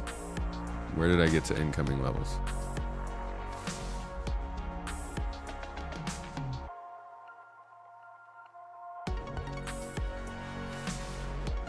Do not be a sad tomato. I ain't no sad tomato. The events have been getting better and better. Really clicked for you when you boarded, fought through, and commandeered the Xenothreat Idris at the Pyro jump point. People said the Hunt the Polaris mission was also not bad outside of performance. I didn't get to try that one though. All right, R&D. Wrapping things up here. In September, the R&D team's focus remained exclusively on analyzing performance and optimizing game engine and game code. Interesting. They are not very busy right now in the R&D level, or R&D area. Second paragraph of narrative. Environmental storytelling for several incoming levels. Ah, incoming levels, yeah. Yeah, it could be a lot of things.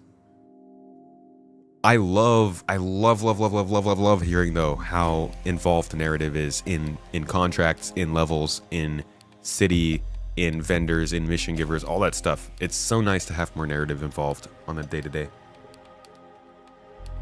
All right, on the VFX side, in Alpha 4.2, they finished up their tasks for the ASD locations and final event work, while the RSI Apollo Triage and Medivac received their VFX passes. Production continued on the Yormandi and its related locations too. Oh, so it's spawning in specific locations.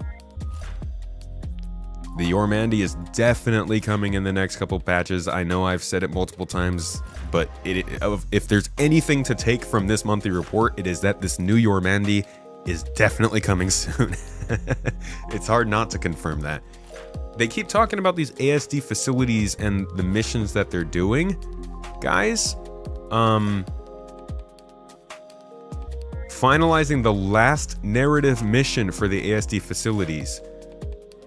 Guys, this was August. Now the update came out in August, but it came out late August. This very well might be talking about the final part that we just did, and the ASD storyline might actually be wrapped up for now.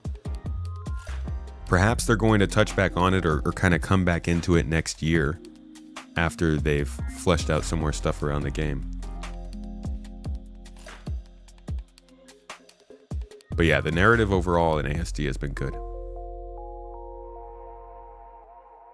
All right, last point here.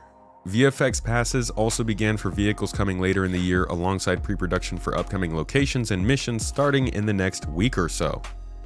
Nice. It's good progress.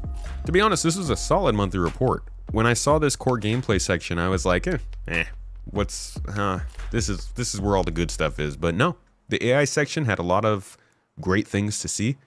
Narrative was kind of interesting. Economy was okay. But I think the AI section was a nice surprise of this month. Either way, that's it for all of the gameplay, features, and mechanic stuff. Let's get to ships.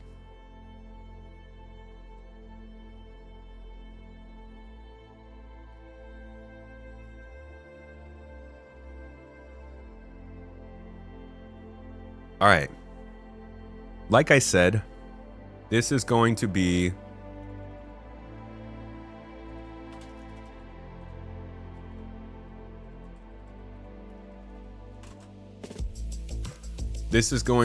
something that I will allow you guys to start looking in on. Hold on.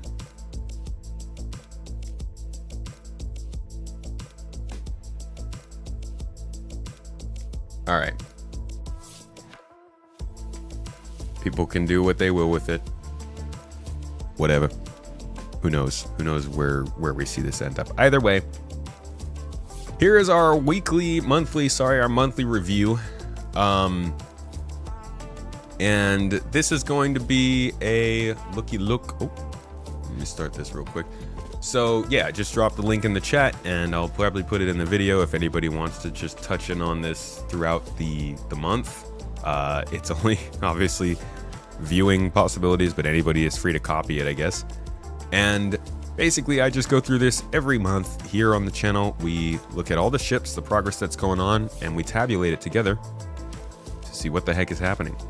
So, to start off,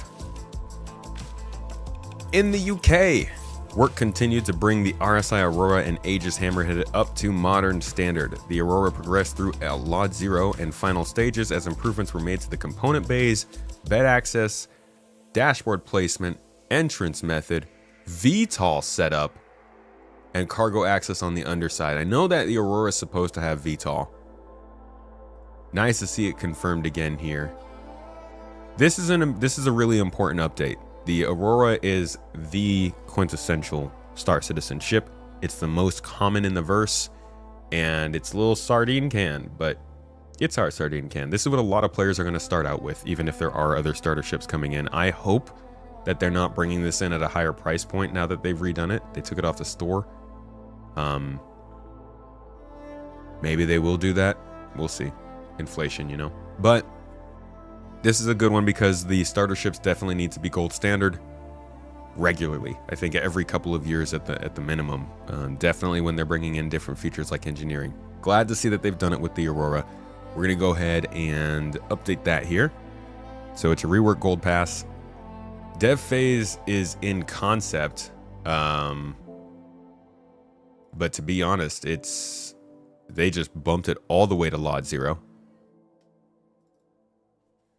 So huge bump up in September.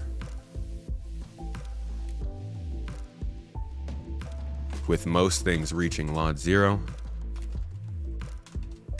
And I'm going to go ahead and say that is a expected release of October of 2025. And a last update on the 1st of October. Super high confidence in that one. Congratulations to us. We're getting a new Aurora. The Hammerhead also is getting some updated work. For the Hammerhead, focus was on implementing the improvements made to the base corridor kit from the recent Idris release. Interesting.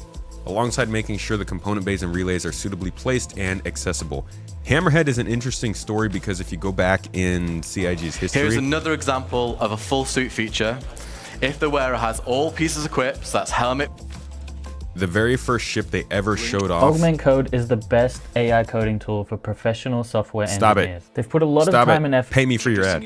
A lot of the stuff that they first showed off when it came to engineering was actually on the Hammerhead. From the power plant to the battery, from the battery to the lights, everything travels to these relays. Now each relay you have on your ship is going to consume. Interestingly enough, even if you go forward again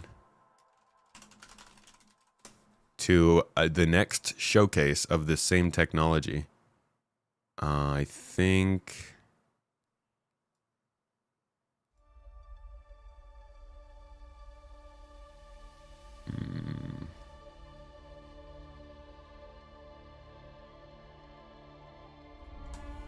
2022.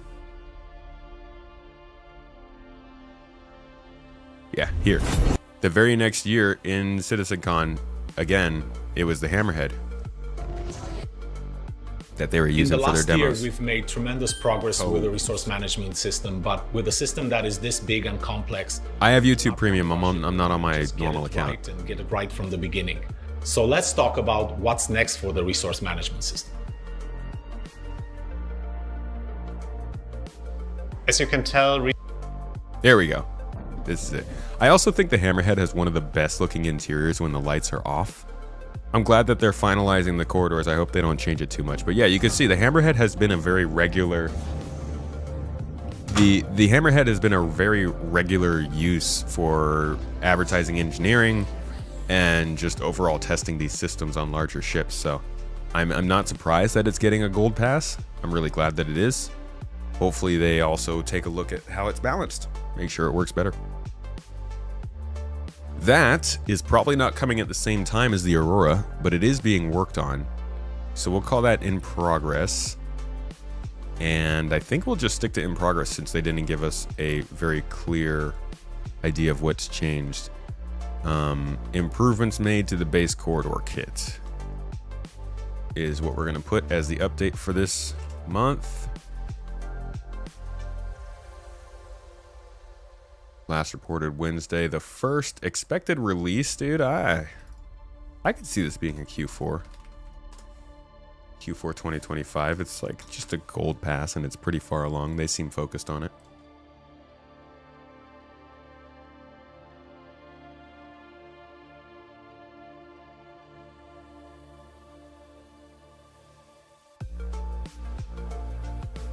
Dang, what ship are you guys talking about that has drones?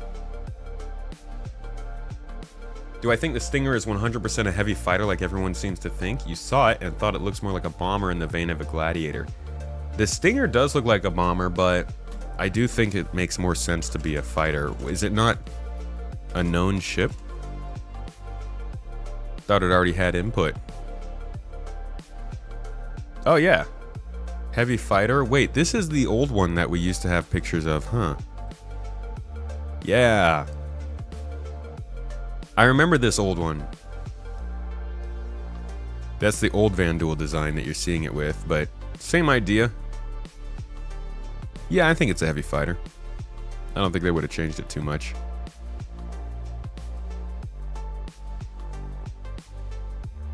Yeah, and then this is it from the, they put their big chief in this game. You know, you wouldn't put him in a bomber to escape the battlefield. All right, continuing on. The Paladin progressed into the Lot 0 phase. Hello. With final adjustments being made to the main quad turret to ensure its movement is unhindered in both flight and landed states, the downstream teams kicked off their work on the ship too. You know what? Folks, that actually recalibrates my thoughts on this. So it entered Lot 0 in August. It's progressing through Lot 0 in September. It's making progress, but I do think I am going to maintain that as an IAE release. I don't think it's going to be ready this month.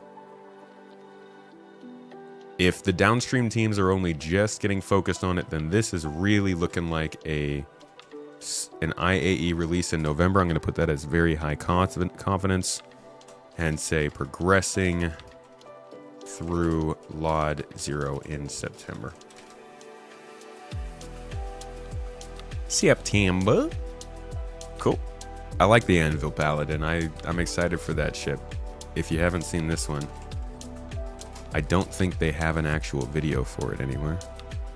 So I'll just have to show you some pictures.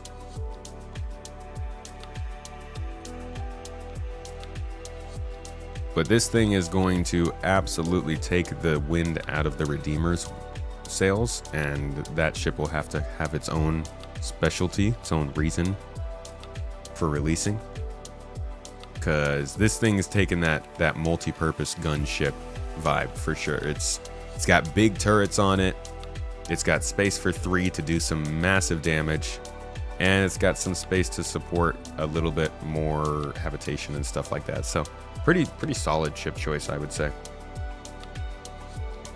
Yeah, there was a leak around it. You should be getting a paycheck from CIG. I would never accept a paycheck from them. I get what you're getting at. It's out of love, man. I love the game. It's a lot of fun. I get my paycheck from you guys. You guys make this possible. Thank you. I don't want anything to do with CIG officially, you know? They pushed the Wolf out with the downstream teams being finished on it. That is true. You're not wrong there. Well, I hope for the best. I hope they don't do that here. All right. Next up, the MISC Hull B is now well into the white box phase. The majority of the interior was implemented to the required level, while adjustments are currently being made to the exterior mesh to keep the gate requirements. The MISC Hull B in the white box is just not something I expected to be saying this year. This is a weird one. All right. It is past pre-production and into the white box phase. The majority of the interior was implemented, while adjustments are currently being made to the exterior. That's going to be our update. The majority of interior implemented, with exterior progressing in white box in September. I could see this coming Q1 of next year. Maybe. Definitely before summer of 2026. I'm going to change this to spring of 2026 and keep it at medium confidence, because that's not bad. White box on the Hull B. The Hull B is not a huge ship. It is a weird ship, and I'm interested in seeing how it works out. But this might be the ship that they've been talking about in terms of like getting the cargo situation figured out. No, actually, that was an unannounced ship. That would be different from this. But the Hull B is like a Hull A, just a little bigger. 384 SCU of cargo, so it's got a lot of potential as being a medium-sized cargo hauler. It can still land on planets, so you're not limited like you are in the Hull C, but it can carry more like the Hull A. That being said, it does carry its cargo on the exterior, so you're in more danger of getting robbed and people knowing what it is you're carrying instead of it being defended on the interior of your ship. Moving on, following last month's work, the Drake Ironclad and Ironclad Assault, plus the updated command module, are approaching their combined white box gate review. So we are still in the white box phase with the Ironclad. This thing is a slow mover, but things do tend to speed up once you've reached the gray box. White box is a lot of the work gets done in white box. Approaching white box review in September. So that's 2 months in a row now that we have had it reported that this ship is approaching its white box review. That could mean they've just slowed down on the ship. It's not a high priority. It could also mean that there was some difficulty there that they're not telling us about, but it does again point towards this ship just not being anywhere close to being complete, and most likely coming Invictus week of 2026, I still think. 4 unannounced vehicles also continued development through September. Wonderful. God, I hate that. The first is approaching its Lot 0 review, while the second progressed through the Lot 0 gate and is now in its final stage. All right. So, do we have an unannounced ship that was in Lot 0? Let's see. Gray box, white box, gray box, Gray box. So I don't even have an unannounced ship from before that was in Lot 0, guys. Oh my god. How does one how does one do this? I'm so lost. All right. Let's see. The first is approaching its Lot 0 review. We're just gonna pick one of these. We got more than one unannounced ship here, and they're saying there's 4, so we're already in trouble. Let's look at white box review in early April, component work in August, progress to gray box in June. This one could very well be approaching its Lot 0. Unannounced ship, possible wolf. This one was approaching its final gray box review in August. So that could also be approaching Lot 0, of course. This one had the cargo mechanism issues and entered gray box in July. So this also could be approaching Lot 0. And we know this is a distinct unannounced ship. We have 3 freaking unannounced ships here that all could be the Wolf. This is so ridiculous. Doing the unannounced ship section of this is so stressful and terrible. This one entered gray box in August. Very well might just not even be ready for Lot 0. This one kicked off and regressed through white box in July. I don't even know if we've had an update on that one recently. And this one passed white box review in May with attention to specific mechanics. Dude, I don't know. I'm screwed. I'm just gonna pick something and go with it. This one was approaching its final gray box review in August. I'm just gonna say progressing through Lot 0. We're just gonna throw this one completely for a spin, for a loop. And it's going to be this one that is now in its final stage. So I feel like a liar. We're gonna take away the possible wolf on here. We're gonna say that this one was the possible wolf and just get rid of it. We already have the wolf down here, so I'm just gonna delete this one then.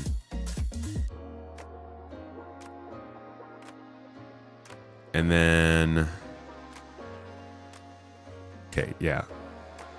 Progressing through Lot 0 in September. Put it at Lot 0. Last update in October. Honestly, I'm gonna say the release for this one. Let's keep it at IAE. The other one here is our final stage ship. Now this ship, folks, is final stages, unannounced. It's not the one with the cargo. It could be. But we kind of already have an expectation as to what is getting pretty close to its final stage, and that would be the Stinger.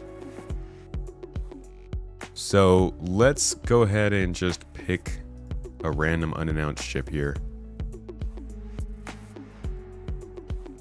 And say moved to final stage in September.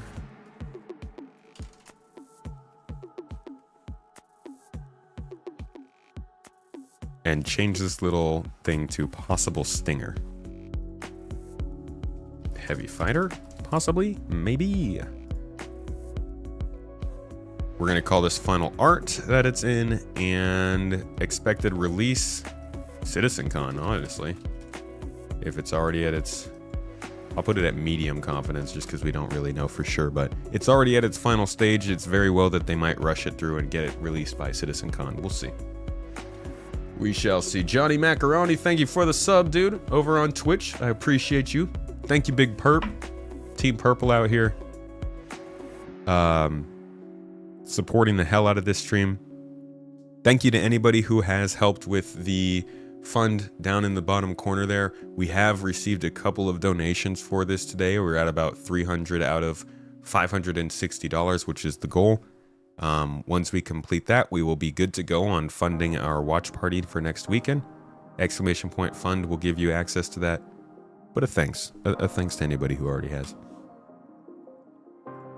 Continuing on, the third of these unannounced ships that I'm just randomly picking. A variant of a popular recent release, is receiving Greybox and Lot Zero work in tandem due to the nature of the changes.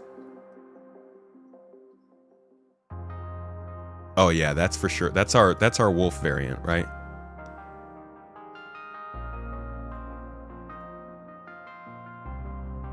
Thank you very much.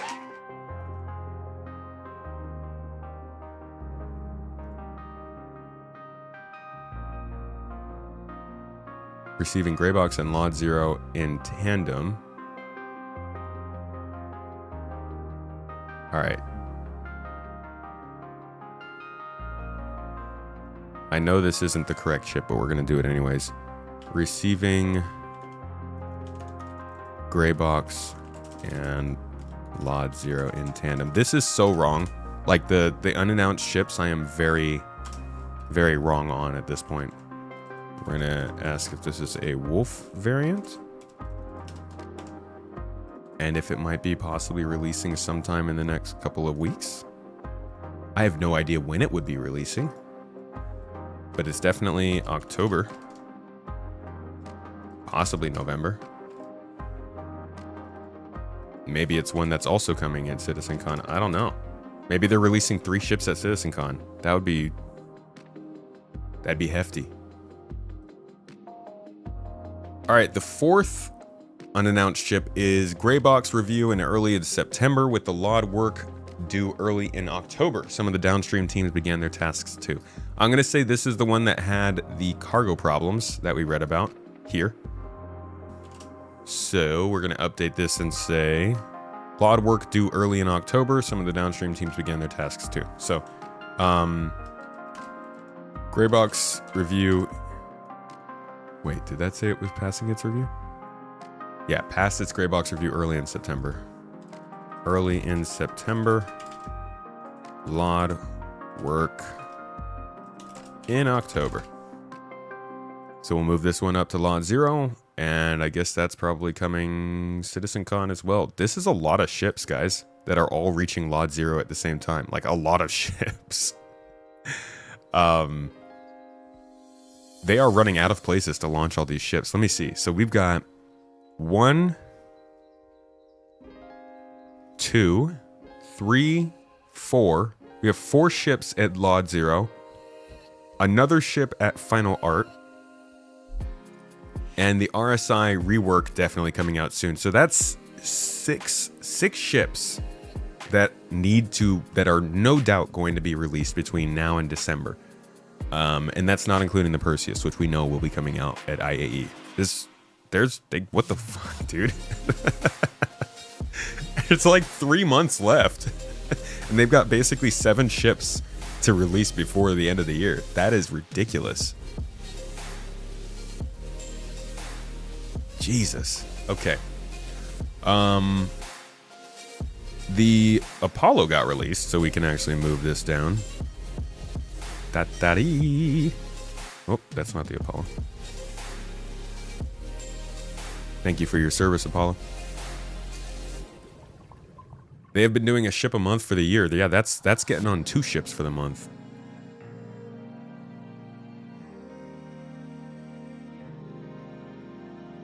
Might make things easier to track them, just keeping it nebulous around them since you can't nail them down. Yeah, I mean, that's what I try to do, and then there's no connecting details. But yeah, I might just need to have a general section for unannounced ships. Not that much more than we got last year. Also, 1 or 2 of these might be planned for January or February. Maybe. Obviously, they're not all gonna... These could release at any time. They could finish these ships and hold on to them for as long as they like. But, there's a lot of ships, man. All at Lot Zero at the same time. Even if they're not all releasing, it's just a lot of ships at this late stage of development. At a time when it's expected. IAE and CitizenCon both usually have some form of ship reveals, but the fact that they're not doing any more concepts mean that this number is higher than it used to be, because a lot of times there would be a concept at CitizenCon and a concept at IAE that they might be showing off. Now those concepts are real ships, so it's a little more. The North American teams began the month finalizing fixes for the RSI Apollo ships ahead of their release. Various optimizations were also made following player use in the PTU. We got that down. Lot 0 for the RSI Perseus was also passed early on in the month, with the team moving on to the final touches and downstream teams beginning to close out the ship. So, there's to just give you another reminder of the sort of language they're using when the ship is almost ready to release. We know for a fact that this ship's coming at IAE. So now we can judge where is a ship usually a month and a half before it's releasing, and that's what we're hearing here in the September update for the RSI Perseus. Past Lot 0 in September. Downstream teams at work. Confidence is super high on that release. It's coming at IAE. And most recent update is October 1st. Very nice. Good for you, Perseus. Y'all know the Perseus. I'll give you a little look at it if you don't remember it. But I do have a video here that I released on it just last month that's talking about, honestly, why it's such a cool ship and people are so excited for it, but why possibly the game might not have content to back it up, but we'll have to see. This is it, though. So originally the brief for the ship was a real skeleton crew of 4 men. So you had the pilot, the captain, and the 2. And that's the biggest deal about it, is it looks like a huge ship, but you can actually crew it pretty effectively with just 4 or 5 people. Such a relatively large ship. So the crew size for the ship is 6 man. That gives you a pilot, captain, 2 manned turret guns, because the S7 twin turrets are manned. And then it leaves you with these 2 extra roles that are really flexible in terms of what you want them to do. So we wanted to layer in all the functionality that John wanted, but also make it easy to navigate. It should be clear for the player at any point what part of the ship they're in. And it's split over 3 decks. Space for a vehicle, combat readiness, low crew count, pretty intimidating, solid shields, and it's really not that big. It's like just around the same size as the Hammerhead. I do think this will be a fairly common ship for groups of 4 or 5 to go out and run missions together, because you've got plenty of space for loot and storing your FPS stuff, and then also a ground vehicle, obviously. Navigation, basically. And then the top floor is bridge, escape pods, and engineering section. So for a player, it should all be quite straightforward. I think this ship really will add something to the fleet gameplay that is growing within Star Citizen. The Lot 0 phase is aspects of that around final art. It's before they get in all like the damage passes and stuff like that, so not quite flight the Hammerhead in game already. When this is in game, you'll also have much more of a rounded fleet to play with that will provide a great threat and deterrence to other players. The RSI Perseus. Cool ship. This is 2020, so it's been something that's hyped up for quite a while. It was revealed basically for IAE of 2020, so this is a relatively new but not that new concept. And at the time it was released, people looked at it and said, okay, but when are we getting that? Most people probably would have guessed like this far away. A lot of people may have guessed just in the next few years, but 2020 to 2023 was around the time when there was a lot more anxiety growing about the fact that there were so many ships in the backlog that needed to get taken care of. And I think in the last 2 years, they've done a good job of hitting back at that. There's still plenty that needs to be done. But the main worry now is keeping ships updated as opposed to getting rid of the concepts. So, it is a really anticipated ship for that reason. But we will see just how good it is when it comes out. Stick around here because you know we're going to be doing a lot with it. Holy crap. I got to jump in with GII in that ship. All right. The big announcement for the ship section this month. The white box phase officially kicked off for the Drake Kraken in the latter half of the year month. Dang it. Last month's pre-production phase led to numerous improvements. Well, we just lost the stream. Hopefully it comes back immediately, but I think that is going to knock YouTube out. I might have just lost the YouTube stream. Let's see.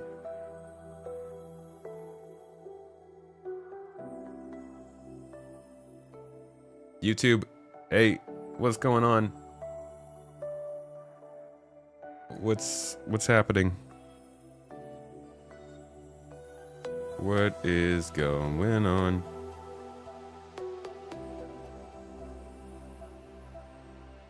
Okay, YouTube, are you guys okay?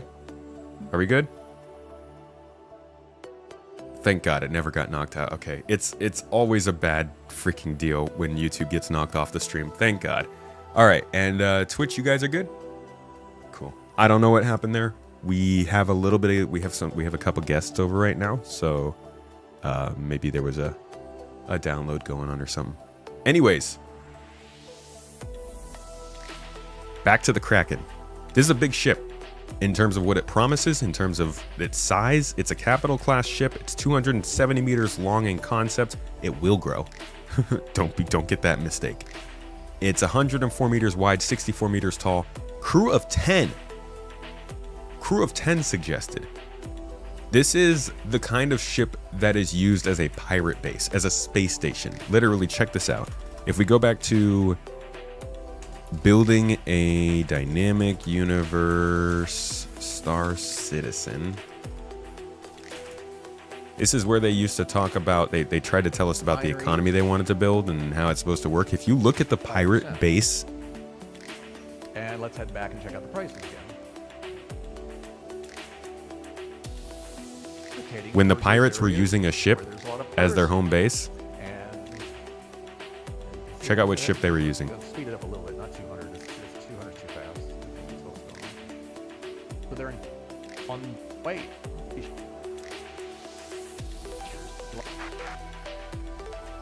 Air 11, All right. Pirates 5. Leave it to Tony to take 15 minutes. Napoleon area, so they're in constant motion. Where? There we are. They love advertising with this ship. They love the marketing. If you were watching CitizenCon last year, then you know that all too well. You can even just listen to the reaction of people when they see that ship. From that one that we just saw to literally the most watched part in this video, right? You can see the most replayed section is right here. And what is it? Why is it the most replayed section?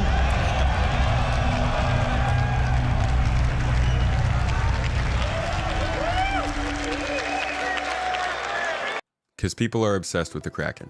So that's what this is. Just to get you up to speed with just how excited people will be for this. So it's a big deal that it's coming in. This ship comes with 5 manned turrets, 4 remote turrets, 2 multi-purpose hangars, 6 landing pads for various ship sizes, a storage bay for Dragonfly hovercrafts, a medical facility to heal and respawn, and escape pods to, well, escape. It's a crazy ship, and there's a lot that's going to have to come from it. The reason it is just now starting is because the actual Ironclad, as we've been covering throughout these patches and is in white box right now, Ironclad assault actually creates a lot more support for the Kraken. So just like with the RSI line of ships, they made the Polaris, which helps them make the Perseus, which helps make the Galaxy. Making the Ironclad is helping them make the Kraken, probably also helping them update the Caterpillar. And I don't know, maybe getting another mid-size ship in there. But the Ironclad is a big reason why the Kraken is finally starting to be worked on. So next year might be the year of Drake. Will we get the Ironclad and the Kraken both in the same year? What do you guys think? I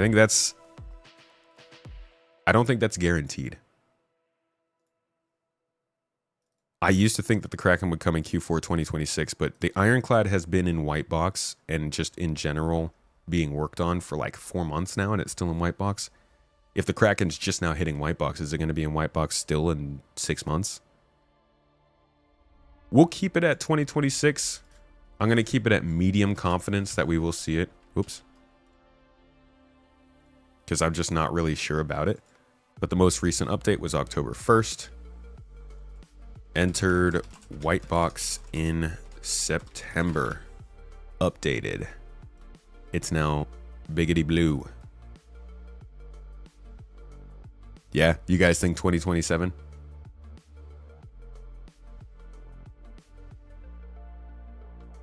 Ironclad next year. Kraken 2027. I think that's possibly a safer bet.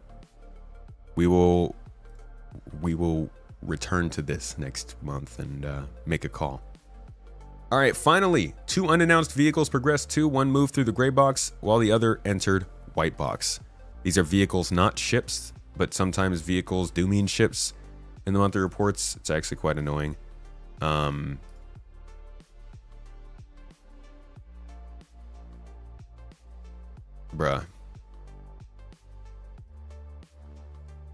I don't know what they want from me, man. I'm just gonna put 2 unannounced vehicles here.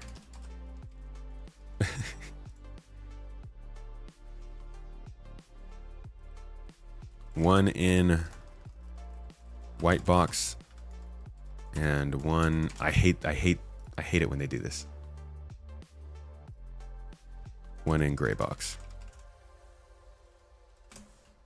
I'm not that interested in vehicles, to be honest. Last update, October 2025. First mention, October 2025. And suspected release, Q4. Q1 2026, we'll say. Medium confidence. So that's 6. Yeah, that's 6 unannounced right now. You rock. You know that? We've also got, let's see, let's categorize by last update real quick. So here are all the ships that we just got updated on today. Looks like it's about 10. The Aurora, the Hammerhead, the Hull B, unannounced ship 1, unannounced ship 2, Anvil Paladin, unannounced ship 3, unannounced ship 4, Perseus, Ironclad, Kraken, and then 2 more unannounced vehicles. That's 13 at the moment. They are currently actively working on. Now, there are other things that have happened. Obviously, they did some work on the Apollo. Actually, I guess we could put that as the last update we got. So 14 they worked on last month with a couple other things going on. One of these Drake or CNOU mystery ships might be one of these unannounced ships, but we won't know until they're released. But yeah, that's what's going on right now, folks. 13 new things being worked on, 6 unannounced, and 3 of them being some of the most anticipated vehicles in this game's history. They are firing off. I gotta say, we're not getting as much feature development right now these days, but overall the development does seem to be pretty healthy for them. So cool, thank you so much for the super chat. I appreciate you over on YouTube with your support. And Maverick, thank you for the bits. So that is it. Hope you got your ship updates. Hope you got your monthly report updates. Hope you're feeling better about it all. As you can see, we've got the link in the chat for the Tobii Eye Tracker. If you guys are interested in that, you still can get 5% discounts from us using the code SpaceTomato at checkout. But besides that, if you want to help fund our event next week, you can always do that with !fund as the command. We still got some giveaways going on. You can win a couple copies of Jump Space, or you can win an Avenger Titan game package with a copy of Star Citizen. Use code !giveaway to make either of those pop up and get integrated into that. Check out the new video. It's covering CitizenCon things. And yeah, that's it. That's my housekeeping for the day. That's all I had. We could keep talking a lot more, but I do have some video work to do. And I do want to say hi to the folks who are here before they head out. Mrs. Tomato is going to having a little girls' day, a couple girl days with her friends. So for that reason, I'll probably stream longer tomorrow, actually. So if you're part of GII and you want to come play with us, I'm a hopping game tomorrow. I'll probably go for like a solid 6 hours straight, just kind of playing whatever is there and having a good time and chilling with it. Anybody have any last questions before we wrap things up today? I hope you're having a lovely day. Normally, I would definitely want to just chill here and chat with you guys and hang out, because that's what we're all here for, right? You guys don't actually care about Star Citizen. You're just here to hear me ramble on about all the things. Yeah, it's not about any space nerd stuff. Huge space nerd. I get it. I understand. You bet the Javelin will launch with Squadron 42? One of my friends thinks that it's coming out next year. Kind of like the Idris did this year. Smashed out the gym, so good start to the day. Hell yeah, Maverick. What are you doing in the gym? Dude, just look at these numbers, man. This is freaking gnarly, dude. They're 41% ahead of last year. Get out of town. Just here to look at the beautiful face. Ah, Spore.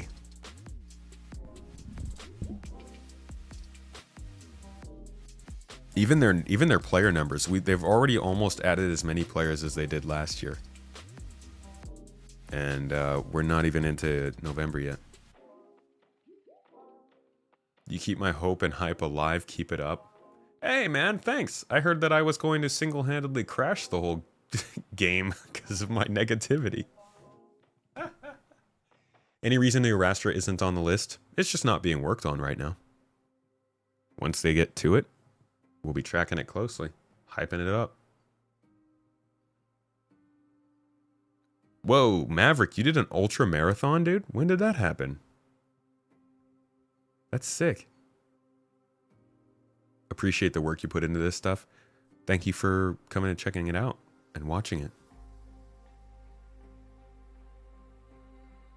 Feel like it's a lot easier to recommend a new player than it was during the first few months of the year. Absolutely. And I think that's ultimately their goal right now, is they just want to get it to a point where a new player can actually try this game. That's salty. No single person can crash this game. And like, I know people think that Salty Mike is negative for the sake of negativity. He's negative because he freaking wants a really good game, and there are things that change. It's unfortunate to see them change. There are things that get told. It's unfortunate for them to not come together how they're told. But ultimately, CIG is the only one who's going to be able to crash this game if it crashes, right? It's not going to be anybody with a microphone.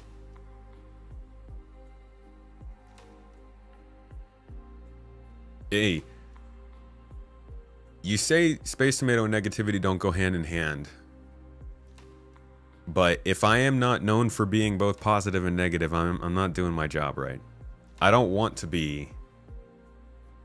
Let's not do insults in chat. I don't want to be I don't want to be able to be labeled by that. That's not fun, you know? There's more nuance than that.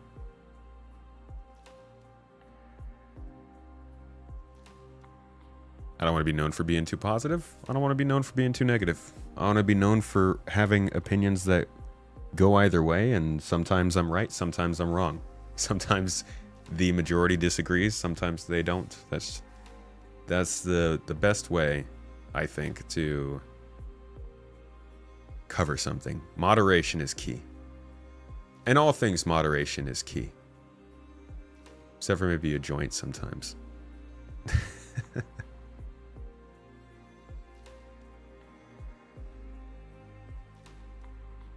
Being objective isn't the same as being negative. Fair.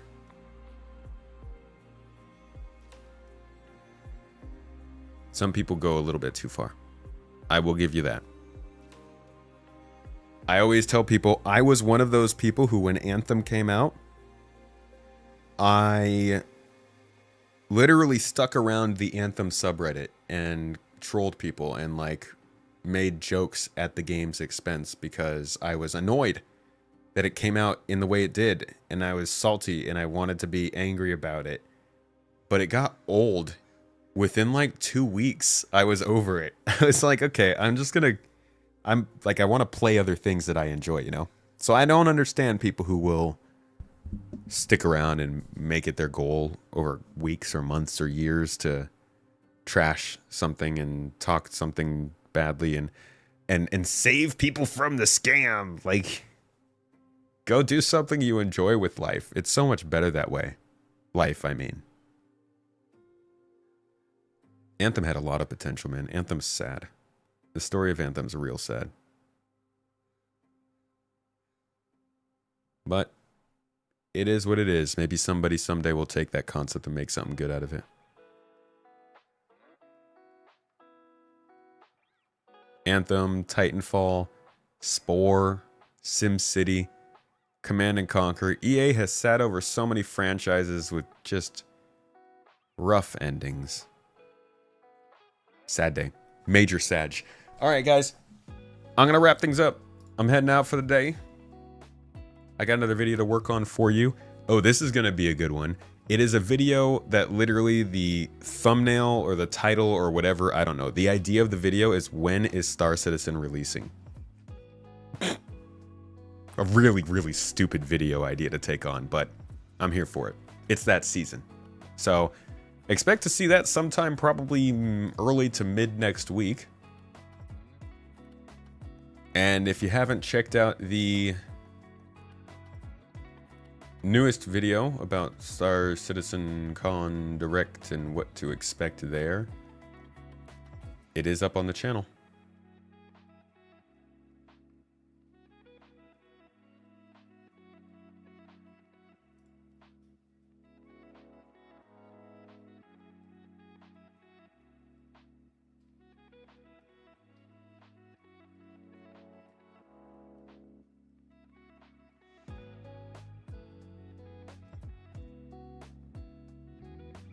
SE will be releasing.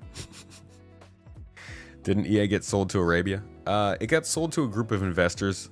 Saudi Arabian Sovereign Fund is one of those investors, yeah.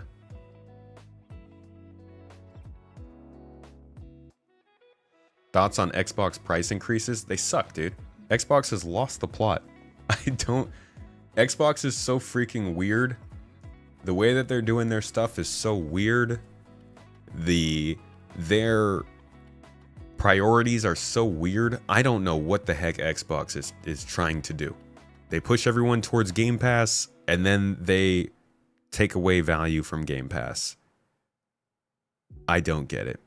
It's driving me nuts, though. It's crazy. It's really annoying. It's sad to see.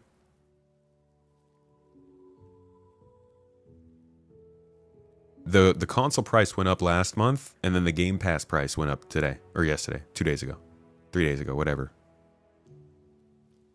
Actually, a great idea, because 1.0 is just going to change 100%, including what the minimal features are. Yeah, I mean, I'm hoping it's, like, obviously I'm wrong in my video. I do give some idea of when I think 1.0 might happen. Spoiler alert, I say 29 or 2030 makes more sense. But I also say that, like, nobody knows and nobody can predict it. I just think that Chris Roberts' idea of 27 or 28 is very unrealistic, and I lay out the reasons for that. I lay out the reasons for what 1.0 is supposed to be, and then I talk about why it might come at the times that I say it is. So I know I'm not right, but I'm hoping it's like it can be a reference video for people who want to know what the heck it includes and get some level of idea of what they might be aiming for. Inflation exists and AAA price is $80, so $30 a month isn't crazy. I mean, I think the market decides that. I don't think $30 is worth it, really. It's a balancing act, right? You're balancing against all the other things that people are spending money and time on. And a lot of people over the last several years have probably been at the point where they can only afford to buy 1 or 2 games a year. So you're budgeting maybe $150, $200 to video gaming year round. And if that's the case, then you definitely can't do Game Pass year round. So a lot of people, I think, will choose to subscribe on certain months and then cancel it, as opposed to just kind of letting it sit there and accrue money because you're not that bothered to cancel it. It's like there's like a tipping point for a lot of people, and they're pushing it. It's especially funny because they were just talking and bloating and boasting about just a few months ago how Game Pass is profitable and it's a great market and it's a good model. And then they were like, but we're going to increase the cost of it by 50%. So whatever, Microsoft, man, you guys, you gotta develop your AI systems. You gotta get Copilot to beat OpenAI. You gotta reinvent yourself in the face of a new technological upheaval in humanity. Cool, great, awesome. You do you. Just freaking sell Xbox, okay? At this point, sell the Xbox brand. Let it live on its own.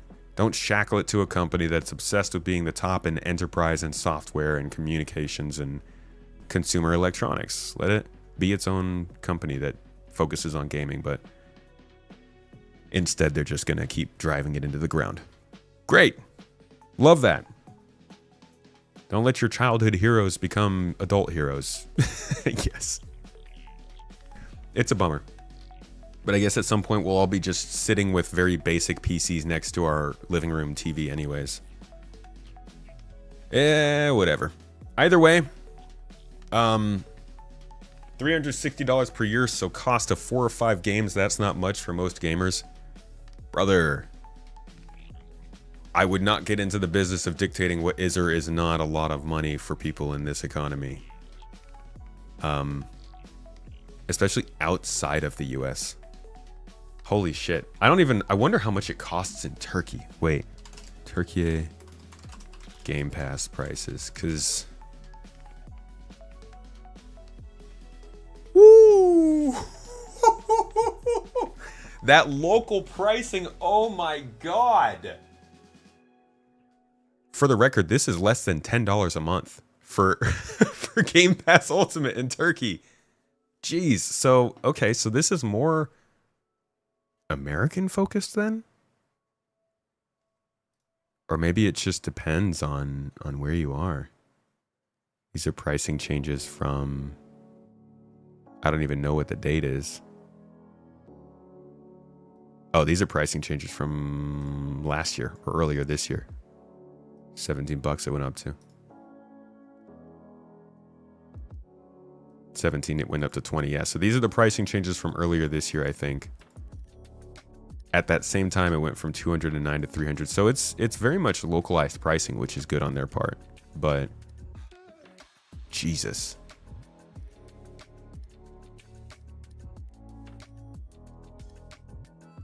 They got the data though, so they must be seeing success there. Perhaps. I feel like raising your prices twice in a year is not really a sign of success, but maybe it's going well for them. I just wish that they were making better choices. I don't know. I don't think I don't see a reason to raise your prices this commonly every year, but whatever, that's their choice. Fingers crossed.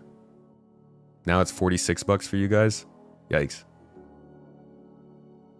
$30 a month is less than people spend on SC. Yeah, and SC fans are definitely not your average gamer. Your average gamer does not have $30 a month to spend on, like, your average gamer is a kid.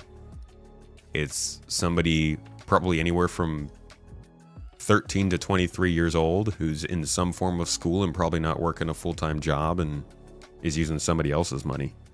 Plenty of gamers are adults for sure, and they can afford it, but I do think a large part of your market, even as adults, are cutting out expenses. I know we are. We're canceling different subscriptions for sure, because you got to pick and choose at this point.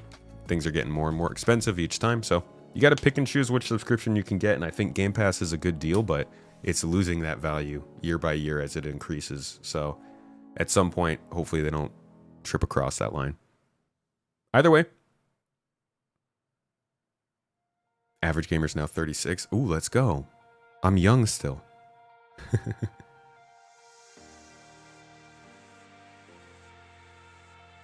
Talking single or couple speak for families, the pricing is crazy.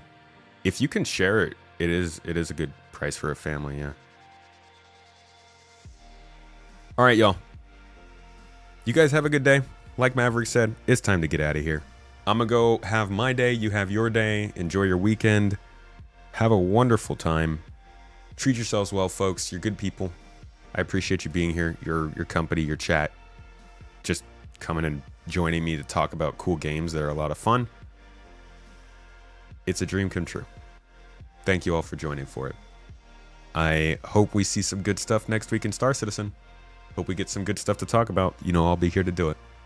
I'll see y'all tomorrow for some gameplay. Cubit, thanks for being here, dude.